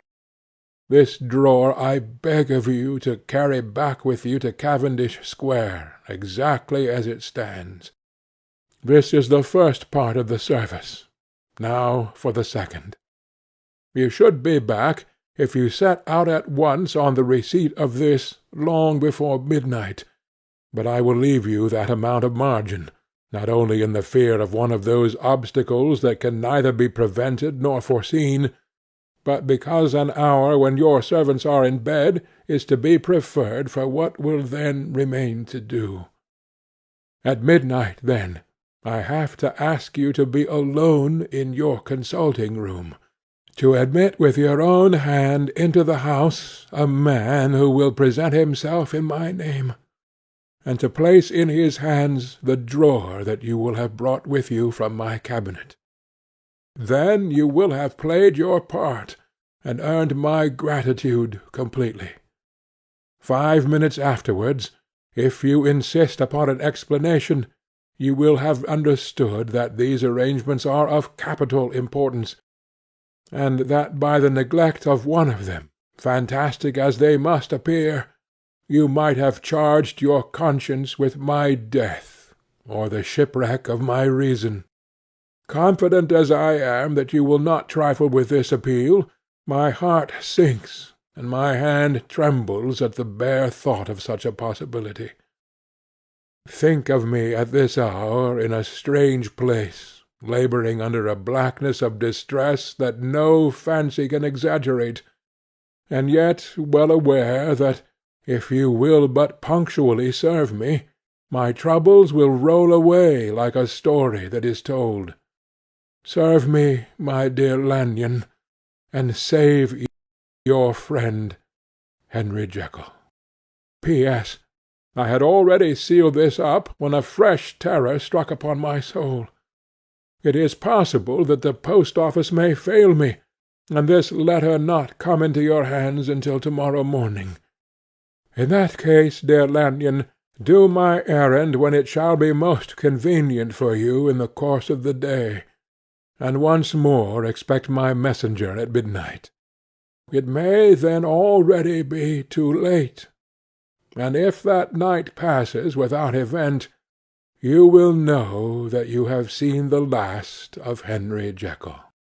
Upon reading of this letter, I made sure my colleague was insane, but till that was proved beyond the possibility of doubt, I felt bound to do as he requested. The less I understood of this farrago, the less I was in a position to judge of its importance, and an appeal so worded could not be set aside without a grave responsibility. I rose accordingly from my table, got into a hansom, and drove straight to Jekyll's house. The butler was awaiting my arrival. He had received by the same post as mine a registered letter of instruction, and had sent at once for a locksmith and a carpenter. The tradesmen came while we were yet speaking, and we moved in a body to old Dr. Denman's surgical theatre, from which, as you are doubtlessly aware, Jekyll's private cabinet is most conveniently entered. The door was very strong, the lock excellent. The carpenter avowed he would have great trouble, and have to do much damage, if force were to be used, and the locksmith was near despair. But this last was a handy fellow, and after 2 hours' work the door stood open. The press marked E was unlocked, and I took out the drawer, had it filled up with straw and tied in a sheet, and returned with it to Cavendish Square. Here I proceeded to examine its contents. The powders were neatly enough made up, but not with the nicety of the dispensing chemist, so that it was plain they were of Jekyll's private manufacture, and when I opened one of the wrappers, I found what seemed to me a simple crystalline salt of a white colour. The phial, to which I next turned my attention, might have been about half full of a blood-red liquor, which was highly pungent to the sense of smell, and seemed to me to contain phosphorus and some volatile ether. At the other ingredients I could make no guess. The book was an ordinary version book, and contained little but a series of dates. These covered a period of many years, but I observed that the entries ceased nearly a year ago, and quite abruptly. Here and there a brief remark was appended to a date, usually no more than a single word, double occurring perhaps 6 times in a total of several hundred entries, and once very early in the list, and followed by several marks of exclamation, "Total failure!" All this, though it whetted my curiosity, told me little that was definite. Here was a phial of some salt, and the record of a series of experiments that had led, like too many of Jekyll's investigations, to no end of practical usefulness. How could the presence of these articles in my house affect either the honour, the sanity, or the life of my flighty colleague? If his messenger could go to one place, why could he not go to another? And even granting such impediment, why was this gentleman to be received by me in secret? The more I reflected, the more convinced I grew that I was dealing with a case of cerebral disease, and though I dismissed my servants to bed, I loaded an old revolver, that I might be found in some posture of self-defence. 12 o'clock had scarce rung out over London, ere the knocker sounded very gently on the door. I went myself at the summons, and found a small man crouching against the pillars of the portico. "Are you from Dr. Jekyll?" I asked. He told me yes by a constrained gesture, and when I had bidden him enter, he did not obey me without a searching backward glance into the darkness of the square. There was a policeman not far off, advancing with his bull's-eye open, and at the sight I thought my visitor started and made greater haste. These particulars struck me, I confess, disagreeably, and as I followed him into the bright light of the consulting-room, I kept my hand ready on my weapon. Here at last I had a chance of clearly seeing him. I had never set eyes on him before, so much was certain. He was small, as I have said. I was struck besides with the shocking expression of his face, with this remarkable combination of great muscular activity and great apparent debility of constitution, and last but not least, with the odd subjective disturbance caused by his neighbourhood. This bore some resemblance to incipient rigour, and was accompanied by a marked sinking of the pulse.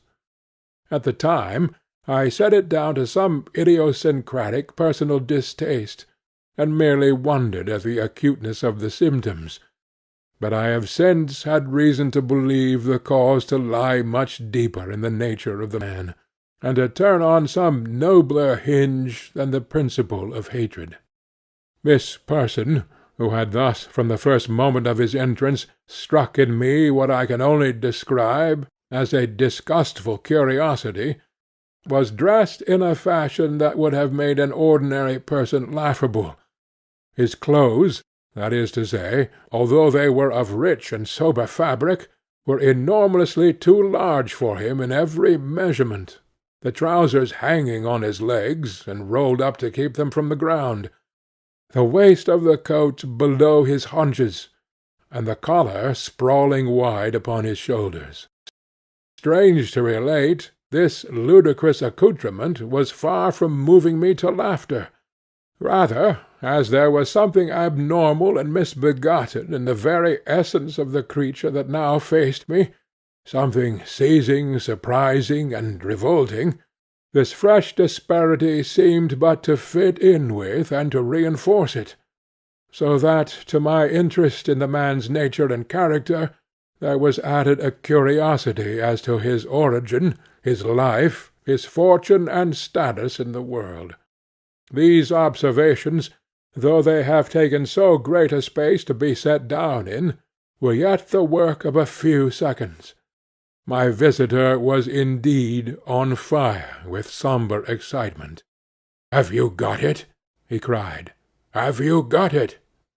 And so lively was his impatience, that he even laid his hand upon my arm, and sought to shake me. I put him back, conscious at his touch of a certain icy pang along my blood. "Come, sir," said I, "you forgot that I have not yet the pleasure of your acquaintance. Be seated, if you please." and I showed him an example, and sat down myself in my customary seat, and with as fair an imitation of my ordinary manner to a patient as the lateness of the hour, the nature of my preoccupations, and the horror I had of my visitor, would suffer me to muster. "I beg your pardon, Dr. Lanyon," he replied, civilly enough.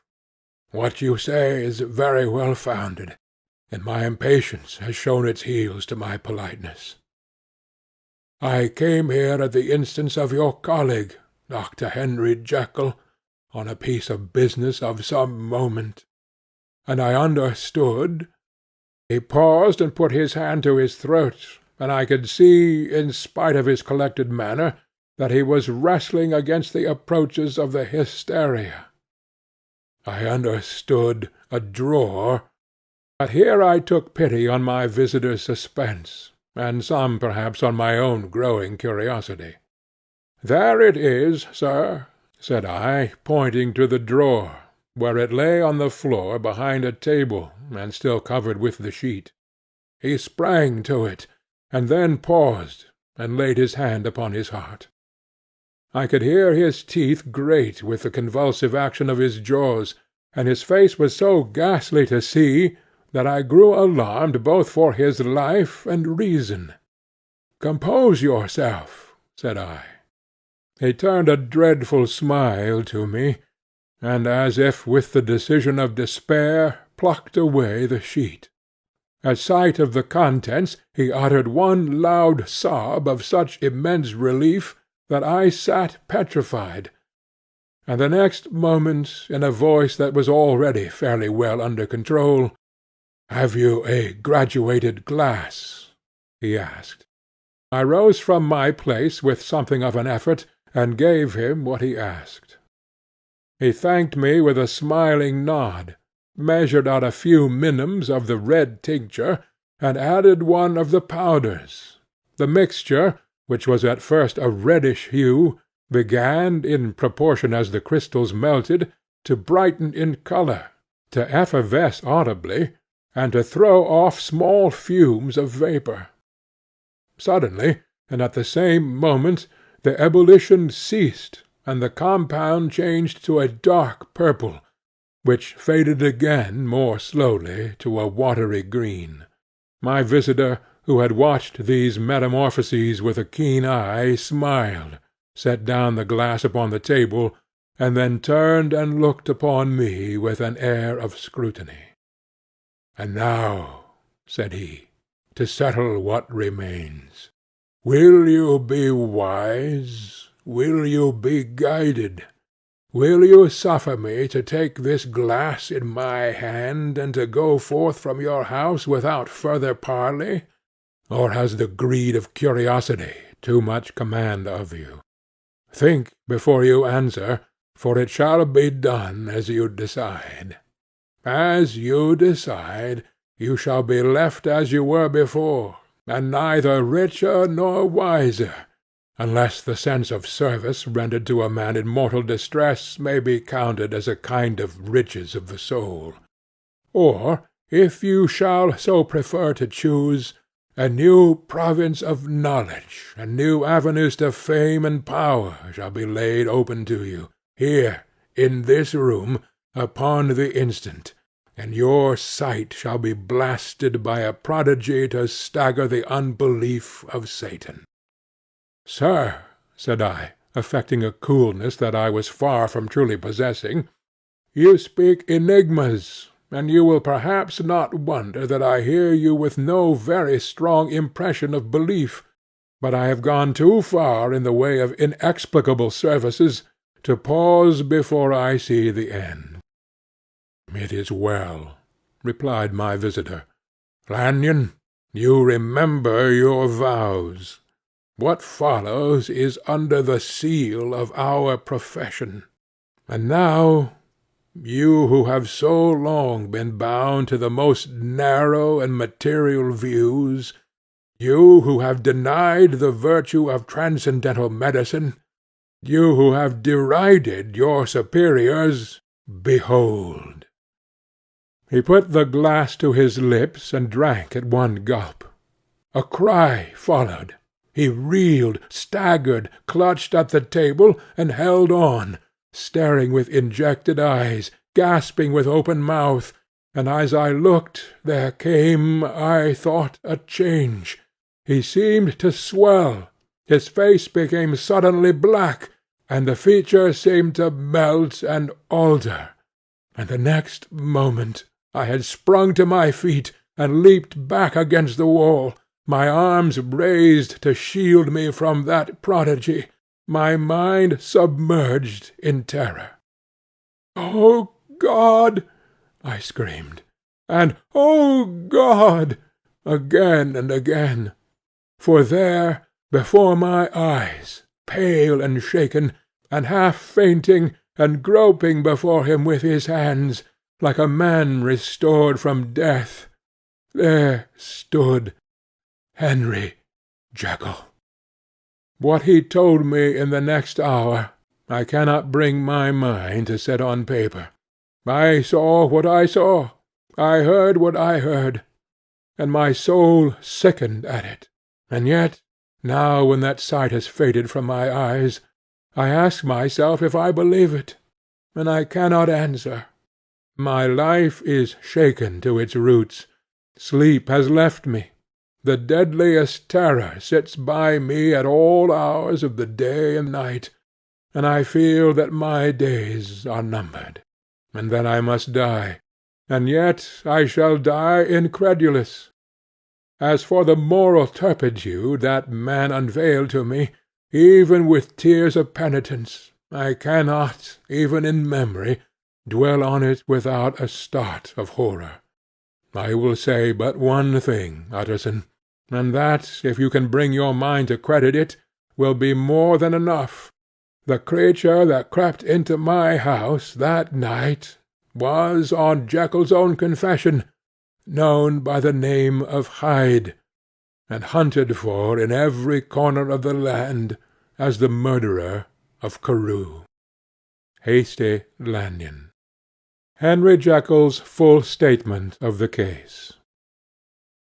I was born to a large fortune, endowed besides with excellent parts, inclined by nature to industry, fond of the respect of the wise and good among my fellow men, and thus, as might have been supposed, with every guarantee of an honourable and distinguished future. And indeed the worst of my faults was a certain impatient gaiety of disposition, such as has made the happiness of many, but such as I found it hard to reconcile with my imperious desire to carry my head high, and wear a more than commonly grave countenance before the public. Hence it came about that I concealed my pleasures, and that when I reached years of reflection, and began to look round me and take stock of my progress and position in the world, I stood already committed to a profound duplicity of me. Many a man would have even blazoned such irregularities as I was guilty of, but from the high views that I had set before me, I regarded and hid them with an almost morbid sense of shame. It was thus rather the exacting nature of my aspirations, than any particular degradation in my faults, that made me what I was, and with even deeper trench than in the majority of men, severed in me those provinces of good and ill which divide and compound man's dual nature. In this case I was driven to reflect deeply and inveterately on that hard law of life which lies at the root of religion, and is one of the most plentiful springs of distress. Though so profound a double-dealer, I was in no sense a hypocrite. Both sides of me were in dead earnest. I was no more myself when I laid aside restraint and plunged in shame, than when I laboured in the eye of day at the furtherance of knowledge or the relief of sorrow and suffering. And it chanced that the direction of my scientific studies, which led wholly towards the mystic and the transcendental, reacted and shed a strong light on this consciousness of the perennial war among my members. With every day, and from both sides of my intelligence, the moral and the intellectual, I thus drew steadily nearer to that truth by whose partial discovery I have been doomed to such a dreadful shipwreck, that man is not truly one, but truly two. I say two, because the state of my own knowledge does not pass beyond that point. Others will follow. Others will outstrip me on the same lines, and I hazard the guess that man will be ultimately known for a mere polity of multifarious, incongruous, and independent denizens. I, for my part, from the nature of my life, advanced infallibly in one direction, and in one direction only. It was on the moral side, and in my own person, that I learned to recognize the thorough and primitive duality of man. I saw that, of the two natures that contended in the field of my consciousness, even if I could rightly be said to be either, it was only because I was radically both, and from an early date, even before the course of my scientific discoveries had begun to suggest the most naked possibility of such a miracle, I had learned to dwell with pleasure, as a beloved day-dream, on the thought of the separation of these elements. If each, I told myself, could be housed in separate identities, life would be relieved of all that was unbearable, the unjust might go his way, delivered from the aspirations and remorse of his more upright twin, and the just could walk steadfastly and securely on his upward path, doing the good things in which he found his pleasure, and no longer exposed to disgrace and penitence by the hands of this extraneous evil. It was the course of mankind that these incongruous faggots were thus bound together, that in the agonized womb of consciousness these polar twins should be continuously struggling. How, then, were they dissociated?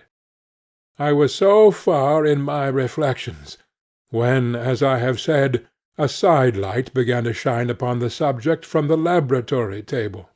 I began to perceive more deeply than it has ever yet been stated the trembling immateriality, the mist-like transience, of this seemingly so solid body in which we walk attired.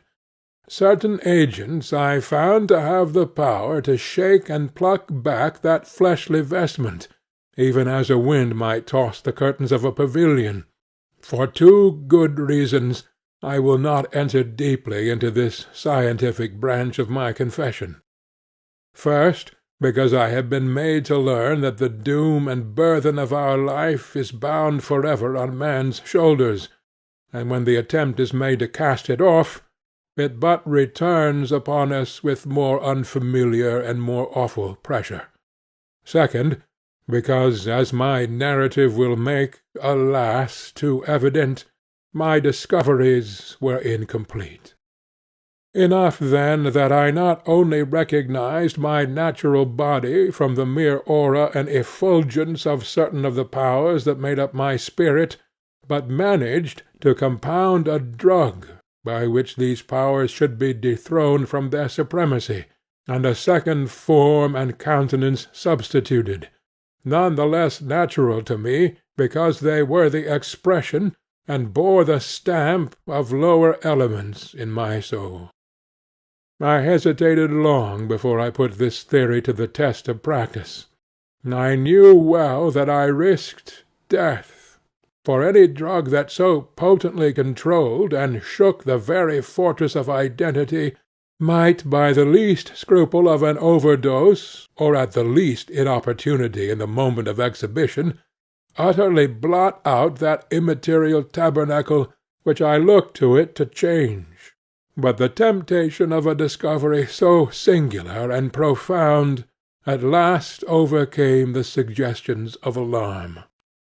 I had long since prepared my tincture.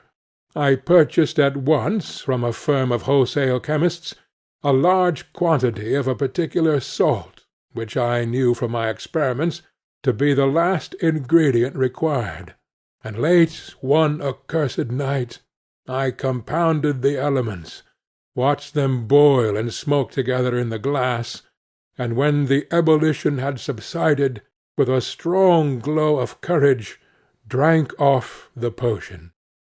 The most racking pangs succeeded, a grinding in the bones, deadly nausea, and a horror of the spirit that cannot be exceeded at the hour of birth or death. Then these agonies began swiftly to subside, and I came to myself as if out of a great sickness. There was something strange in my sensations, something indescribably new, and from its very novelty incredibly sweet. I felt younger, lighter, happier in body. Within I was conscious of a heady recklessness, a current of disordered sensual images running like a mill race in my fancy, a solution of the bonds of obligation, an unknown but not an innocent freedom of the soul.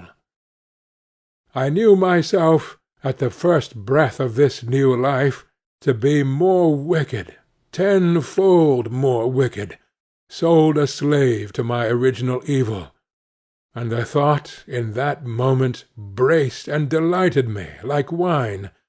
I stretched out my hands, exulting in the freshness of these sensations, and in the act I was suddenly aware that I had lost in stature. There was no mirror at that date in my room. That which stands beside me as I write was brought there later on, and for the very purpose of these transformations. The night, however, was far gone into the morning.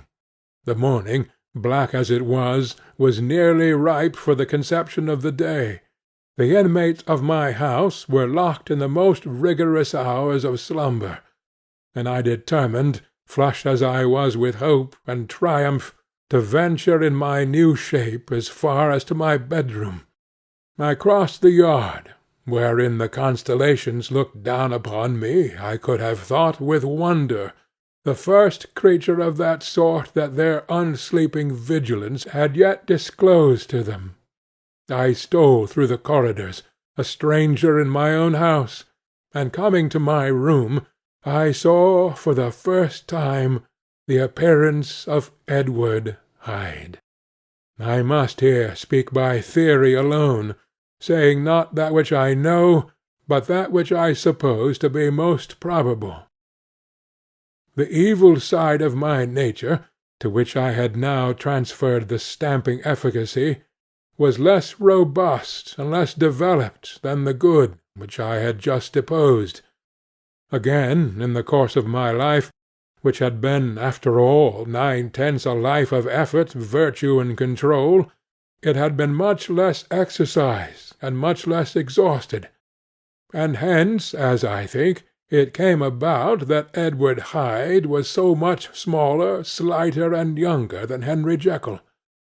Even as good shone upon the countenance of the one, evil was written broadly and plainly on the face of the other. Evil besides, which I must still believe to be the lethal side of man, had left on that body an imprint of deformity and decay. And yet, when I looked upon that ugly idol in the glass, I was conscious of no repugnance, rather of a leap of welcome. This too was myself. It seemed natural and human. In my eyes it bore a livelier image of the spirit. It seemed more express and single than the imperfect and divided countenance I had been hitherto accustomed to call mine. And in so far I was doubtless right, I have observed that when I wore the semblance of Edward Hyde, none could come near to me at first without a visible misgiving of the flesh.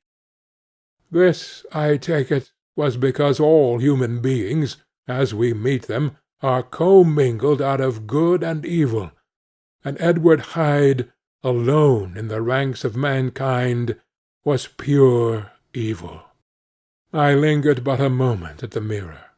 The second and conclusive experiment had yet to be attempted. It yet remained to be seen if I had lost my identity beyond redemption, and must flee before daylight from a house that was no longer mine.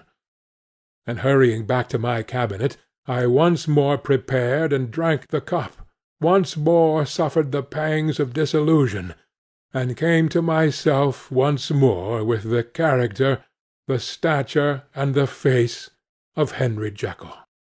That night I had come to the fatal cross-roads.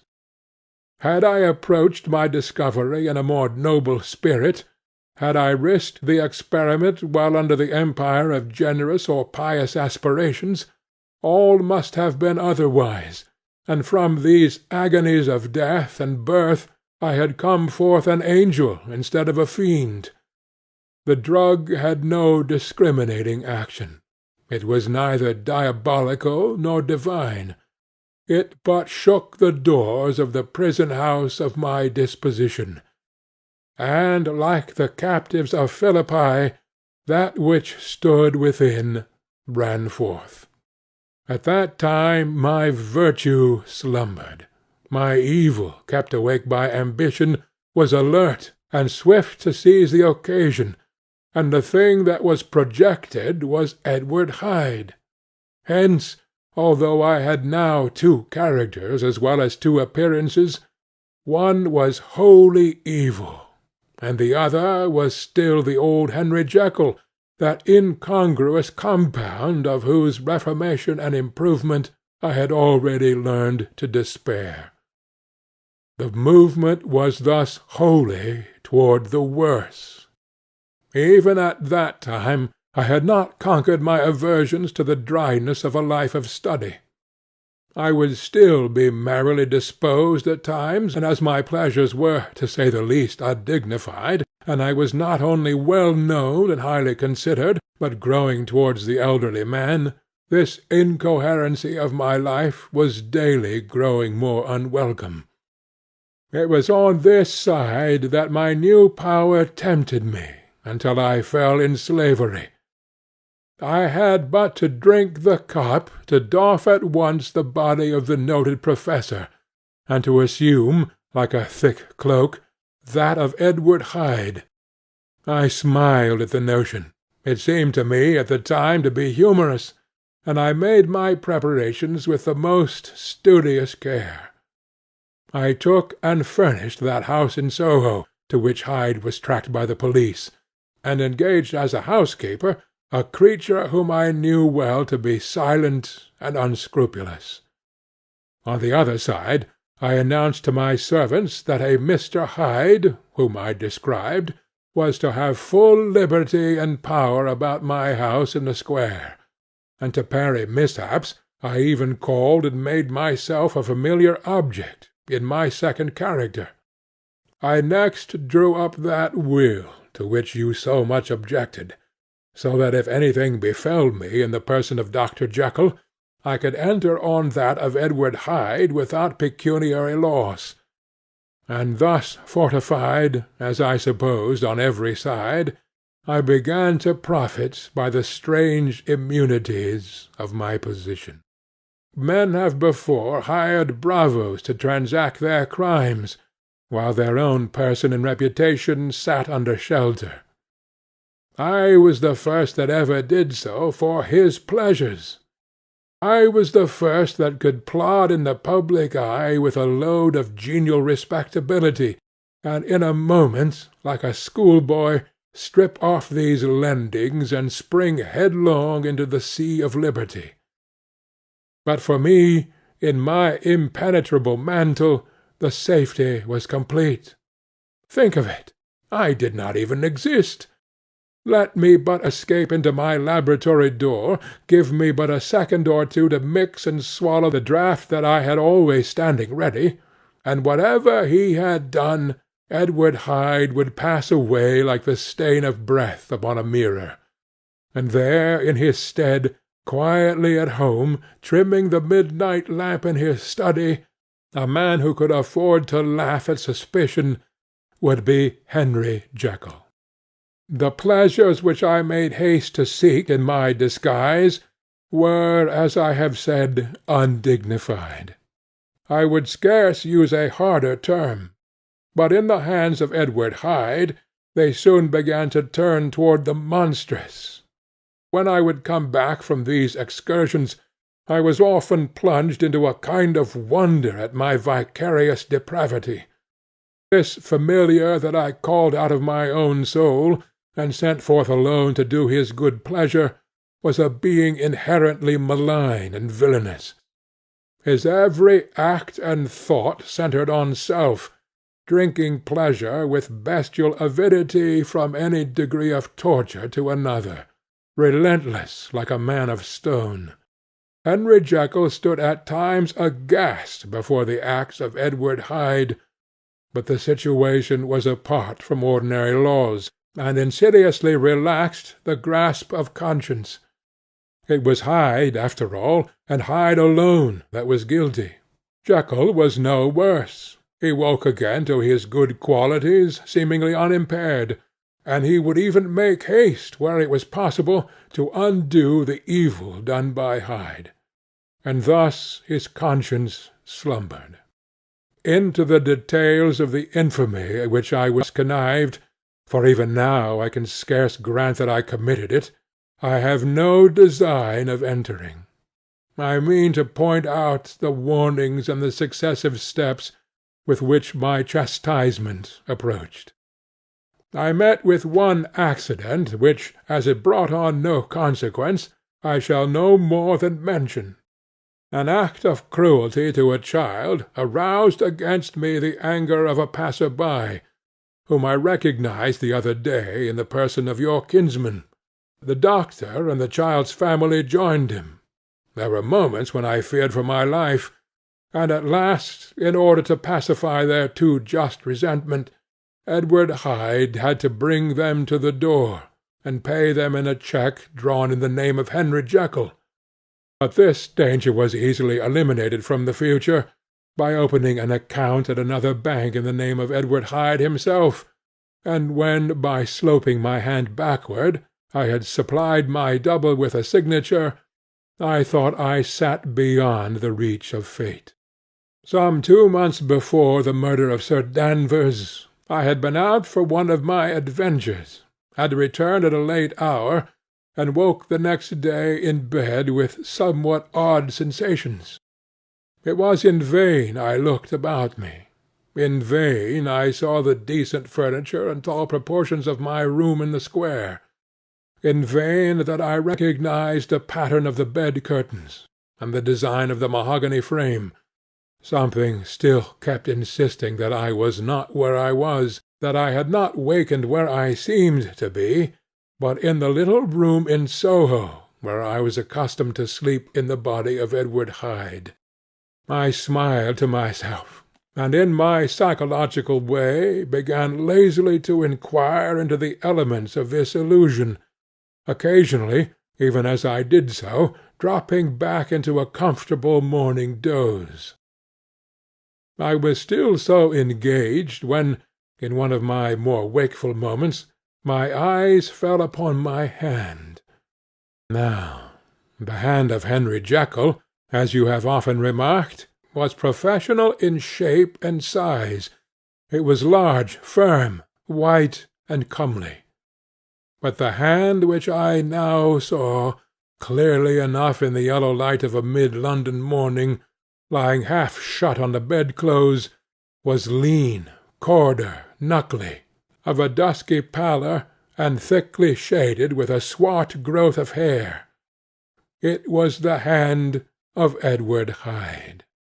I must have stared upon it for near half a minute, sunk as I was in the mere stupidity of wonder, before terror woke up in my breast as sudden and startling as the crash of cymbals, and bounding from my bed I rushed to the mirror. At the sight that met my eyes, my blood was changed into something exquisitely thin and icy. Yes, I had gone to bed Henry Jekyll. I had awakened Edward Hyde. How was this to be explained? I asked myself. And then, with another bound of terror, how was it to be remedied? It was well on in the morning. The servants were up.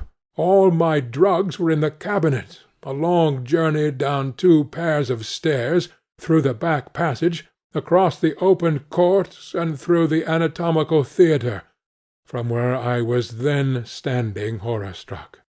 It might indeed be possible to cover my face, but of what use was that, when I was unable to conceal the alteration in my stature? And then, with an overpowering sweetness of relief, it came back upon my mind that the servants were already used to the coming and going of my second self. I had soon dressed, as well as I was able, in clothes of my own size, had soon passed through the house, where Bradshaw stared and drew back at seeing Mr. Hyde at such an hour and in such a strange array, and 10 minutes later Dr. Jekyll had returned to his own shape, and was sitting down, with a darkened brow, to make a feint of breakfasting. Small indeed was my appetite. This inexplicable incident, this reversal of my previous experience, seemed, like the Babylonian finger on the wall, to be spelling out the letters of my judgment, and I began to reflect more seriously than ever before on the issues and possibilities of my double existence.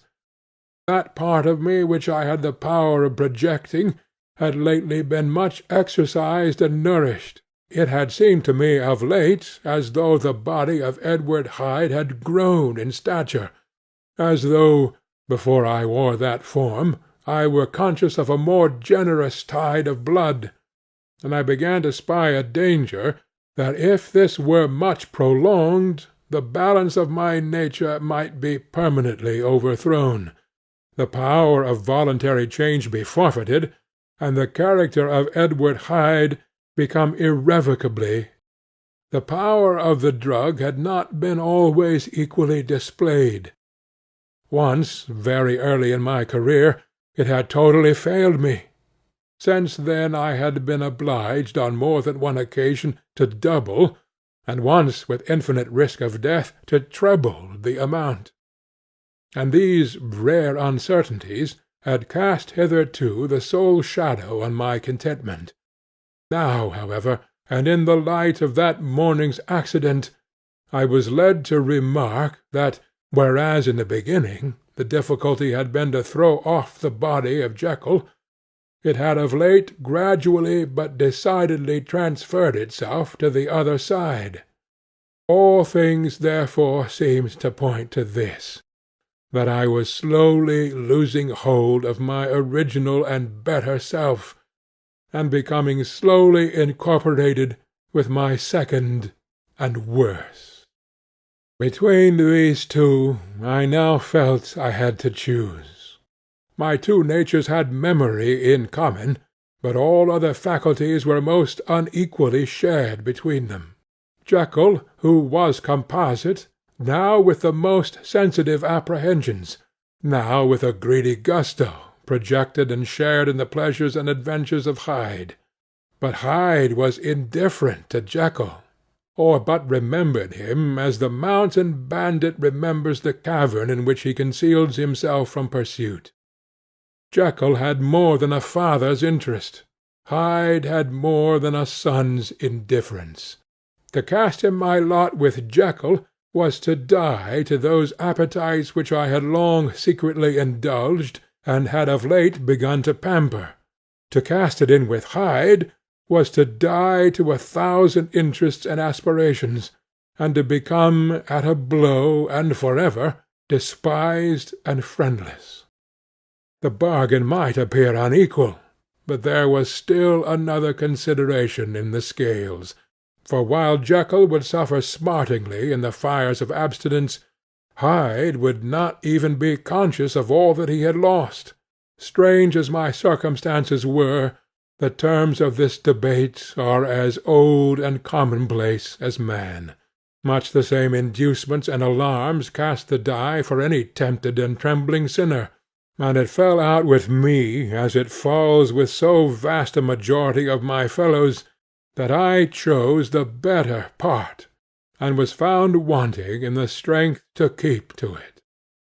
Yes, I preferred the elderly and discontented doctor, surrounded by friends, and cherishing honest hopes, and bade a resolute farewell to the liberty, the comparative youth, the light step, leaping impulses, and secret pleasures that I had enjoyed in the disguise of Hyde. I made this choice perhaps with some unconscious reservation, for I never gave up the house in Soho, nor destroyed the clothes of Edward Hyde, which still lay ready in my cabinet. For 2 months, however, I was true to my determination. For 2 months I led a life of such severity as I had never before attained to, and enjoyed the compensations of an approving conscience. But time began at last to obliterate the freshness of my alarm. The praises of conscience began to grow into a thing of course. I began to be tortured with throes and longings, as of Hyde struggling after freedom, and at last, in an hour of moral weakness, I once again compounded and swallowed the transforming draught. I do not suppose that, when a drunkard reasons with himself upon his vice, he is once out of 500 times affected by the dangers that he runs through his brutish physical insensibility. Neither had I, long as I had considered my position, made enough allowance for the complete moral insensibility and insensate readiness to evil which were the leading characters of Edward Hyde. Yet it was by these that I was punished. My devil had long been caged. He came out roaring. I was conscious, even when I took the draught, of a more unbridled, a more furious propensity to ill. It must have been this, I suppose, that stirred in my soul that tempest of impatience with which I listened to the civilities of my unhappy victim. I declare, at least, before God, no man morally sane could have been guilty of that crime upon so pitiful a provocation, and that I struck in no more reasonable spirit than that in which a sick child may break a plaything. But I had voluntarily stripped myself of all those balancing instincts by which even the worst of us continues to walk with some degree of steadiness among temptations, and in my case to be tempted, however slightly, was to fall. Instantly the spirit of hell awoke in me and raged. With a transport of glee I mauled the unresisting body, tasting delight from every blow, and it was not till weariness had begun to succeed that I was suddenly, in the top fit of my delirium, struck through the heart by a cold thrill of terror. A mist dispersed. I saw my life to be forfeit, and fled from the scene of these excesses, at once glorying and trembling, my lust of evil gratified and stimulated, my love of life screwed to the topmost peg. I ran to the house in Soho, and, to make assurance doubly sure, destroyed my papers. Thence I set out through the lamplit streets, in the same divided ecstasy of mind, gloating on my crime, light-headedly devising others in the future, and yet still hastening and still hearkening in my wake for the steps of the avenger. Hyde had a song upon his lips as he compounded the draught, and as he drank it, pledged the dead man. The pangs of transformation had not done tearing him, before Henry Jekyll, with streaming tears of gratitude and remorse, had fallen upon his knees and lifted his clasped hands to God. The veil of self-indulgence was rent from head to foot. I saw my life as a whole. I followed it up from the days of my childhood, when I had walked with my father's hand, and through the self-denying toils of my professional life, to arrive again and again with the same sense of unreality at the damned horrors of the evening. I could have screamed aloud. I sought with tears and prayers to smother down the crowd of hideous images and sounds with which my memory swarmed against me, and still, between the petitions, the ugly face of my iniquity stared into my soul. As the acuteness of this remorse began to die away, it was succeeded by a sense of joy. The problem of my conduct was solved. Hyde was thenceforth impossible. Whether I would or not, I was now confined to the better part of my existence, and oh, how I rejoiced to think of it! With what willing humility I embraced anew the restrictions of natural life! With what sincere renunciation I locked the door by which I had so often gone and come, and ground the key under my heel! The next day came the news that the murder had not been overlooked, that the guilt of Hyde was patent to the world, and that the victim was a man high in public estimation. It was not only a crime, it had been a tragic folly. I think I was glad to know it. I think I was glad to have my better impulses thus buttressed and guarded by the terrors of the scaffold. Jekyll was now my city of refuge. Let but Hyde peep out an instant, and the hands of all men would be raised to take and slay him.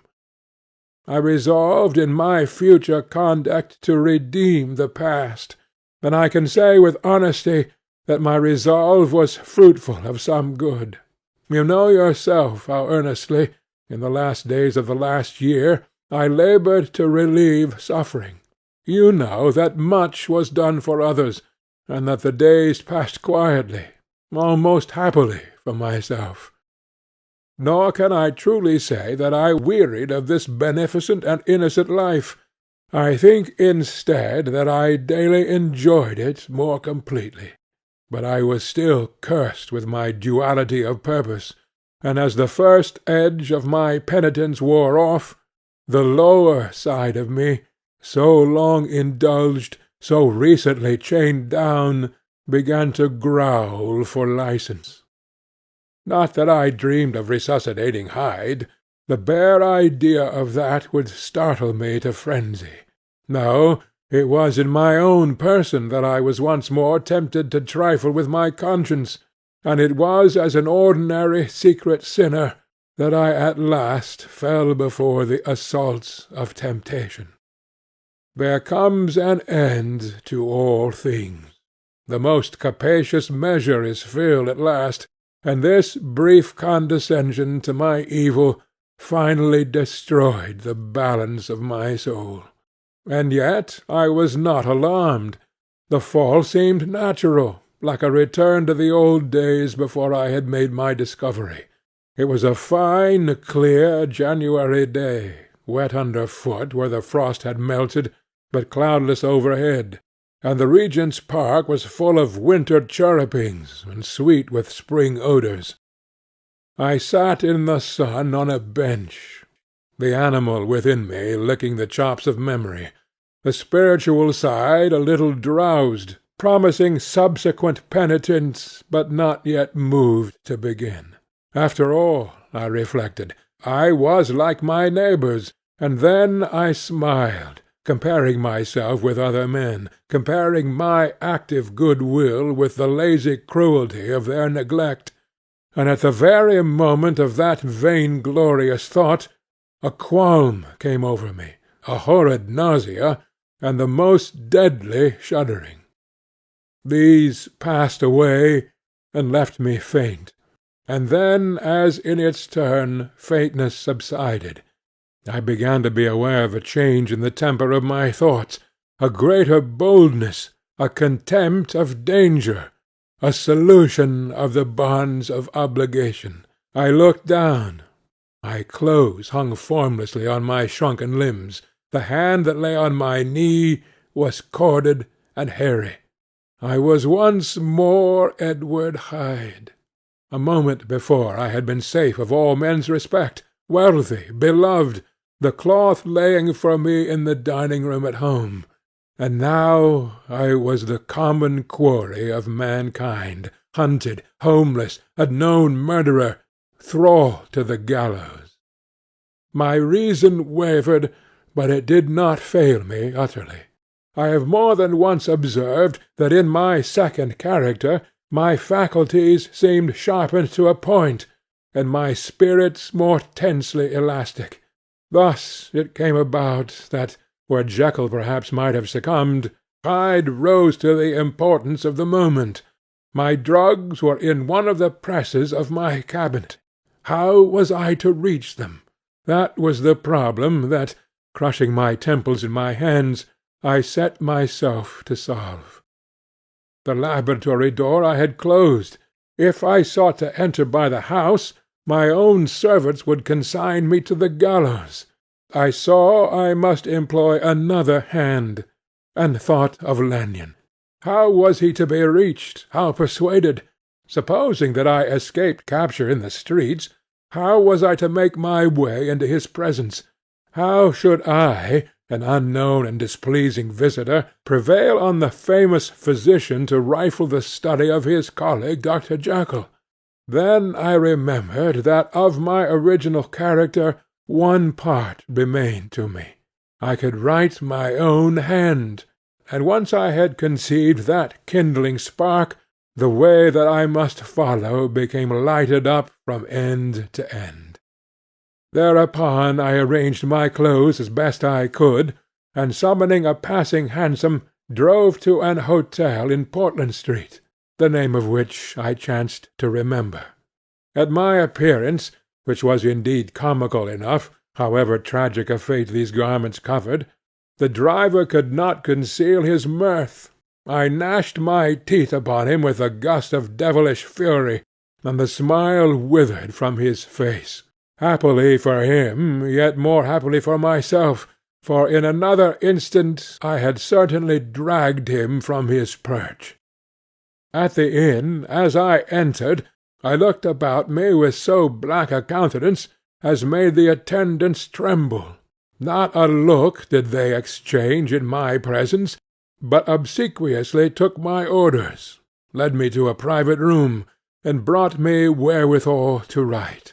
Hyde, in danger of his life, was a creature new to me, shaken with inordinate anger, strung to the pitch of murder, lusting to inflict pain.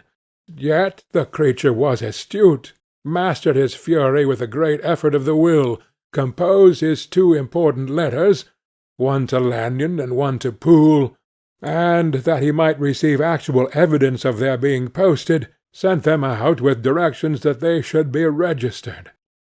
Thenceforward he sat all day over the fire in the private room, gnawing his nails.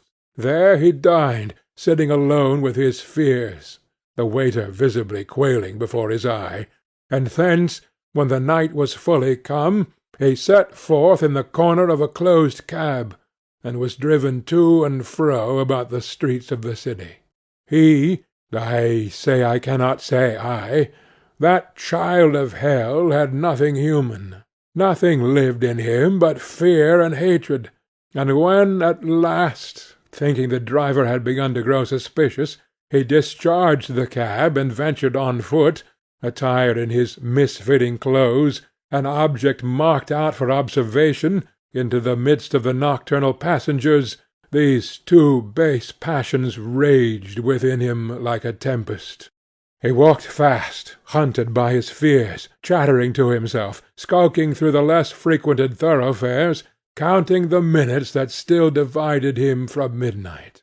Once a woman spoke to him, offering, I think, a box of lights. He smote her in the face, and she fled.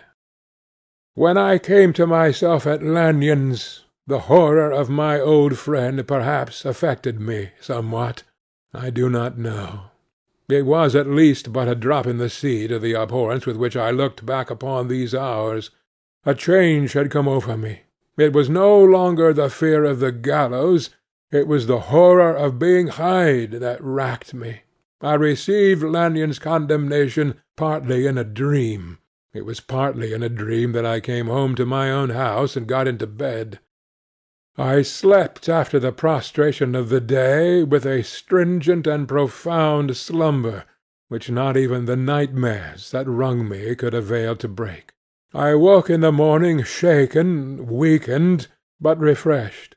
I still hated and feared the thought of the brute that slept within me, and I had not, of course, forgotten the appalling dangers of the day before, but I was once more at home, in my own house and close to my drugs, and gratitude for my escape shone so strong in my soul that it almost rivalled the brightness of hope. I was stepping leisurely across the court after breakfast, drinking the chill of the air with pleasure, when I was seized again with those indescribable sensations that heralded the change, and I had but the time to gain the shelter of my cabinet before I was once again raging and freezing with the passions of Hyde. It took on this occasion a double dose to recall me to myself, and, alas, 6 hours after, as I sat looking sadly in the fire, the pangs returned, and the drug had to be re-administered. In short, from that day forth, it seemed only by a great effort as of gymnastics, and only under the immediate stimulation of the drug, that I was able to wear the countenance of Jekyll. At all hours of the day and night I would be taken with a premonitory shudder. Above all, if I slept, or even dozed for a moment in my chair, it was always as Hyde that I awakened. Under the strain of this continually impending doom, and by the sleeplessness to which I now condemned myself, aye, even beyond what I had thought possible to man, I became, in my own person, a creature eaten up and emptied by fever, languidly weak both in body and mind, and solely occupied by one thought, of my other self. But when I slept, or when the virtue of the medicine wore off, I would leap almost without transition, for the pangs of transformation grew daily less marked, into the possession of a fancy brimming with images of terror, a soul boiling with causeless hatreds, and a body that seemed not strong enough to contain the raging energies of life. The powers of Hyde seemed to have grown with the sickliness of Jekyll, and certainly the hate that now divided them was equal on each side. With Jekyll it was a thing of vital instinct. He now had seen the full deformity of that creature that shared with him some of the phenomena of consciousness, and was co-heir with him to death.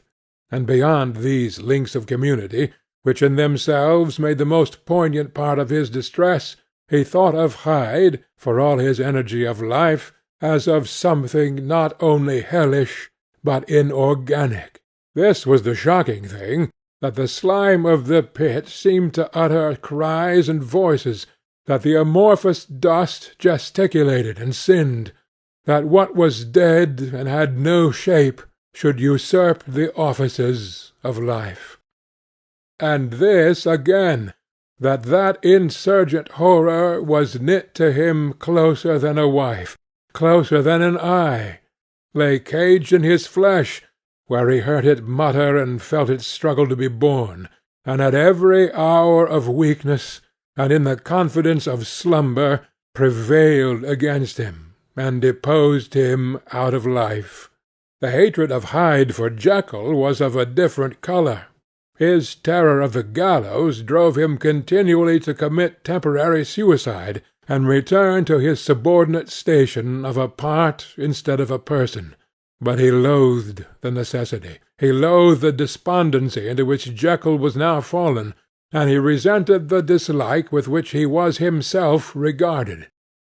Hence the ape-like tricks that he would play me, scrawling in my own hand blasphemies on the pages of my books, burning the letters and destroying the portraits of my father, and indeed, had it not been for his fear of death, he would long ago have ruined himself in order to involve me in the ruin. But his love of me is wonderful. I go further. I, who sicken and freeze at the mere thought of him, when I recall the abjection and passion of this attachment, and when I know how he fears my power to cut him off by suicide, I find it in my heart to pity him. It is useless, and the time awfully fails me, to prolong this description. No one has ever suffered such torments.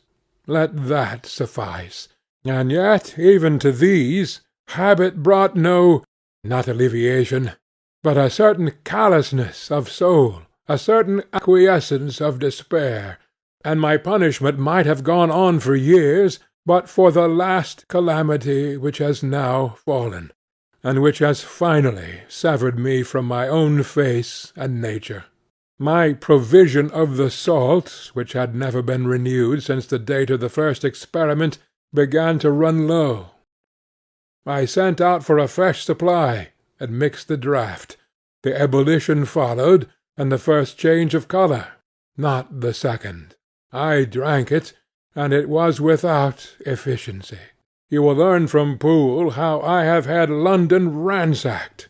It was in vain, and I am now persuaded that my first supply was impure, and that it was that unknown impurity which lent efficacy to the draught. About a week has passed, and I am now finishing this statement under the influence of the last of the old powders. This, then, is the last time, short of a miracle, that Henry Jekyll can think his own thoughts, or see his own face, now how sadly altered, in the glass. Nor must I delay too long to bring my writing to an end, for if my narrative has hitherto escaped destruction, it has been by a combination of great prudence and great good luck. Should the throes of change take me in the act of writing it, Hyde will tear it in pieces; but if some time shall have elapsed after I have laid it by, his wonderful selfishness and circumscription to the moment will probably save it once again from the action of his ape-like spite. And indeed the doom that is closing on us both has already changed and crushed him. Half an hour from now, when I shall again and for ever re-indue that hated personality, I know how I shall sit shuddering and weeping in my chair, or continue, with the most strained and fear-struck ecstasy of listening, to pace up and down this room, my last earthly refuge, and give ear to every sound of menace. Will Hyde die upon the scaffold, or will he find courage to release himself at the last moment? God knows. I am careless. This is my true hour of death, concerns another than myself. Here, then, as I lay down the pen and proceed to seal up my confession, I bring the life of that unhappy Henry Jekyll to an end. If you like the video, put a like, subscribe to the channel and click on the bell to not miss our new videos.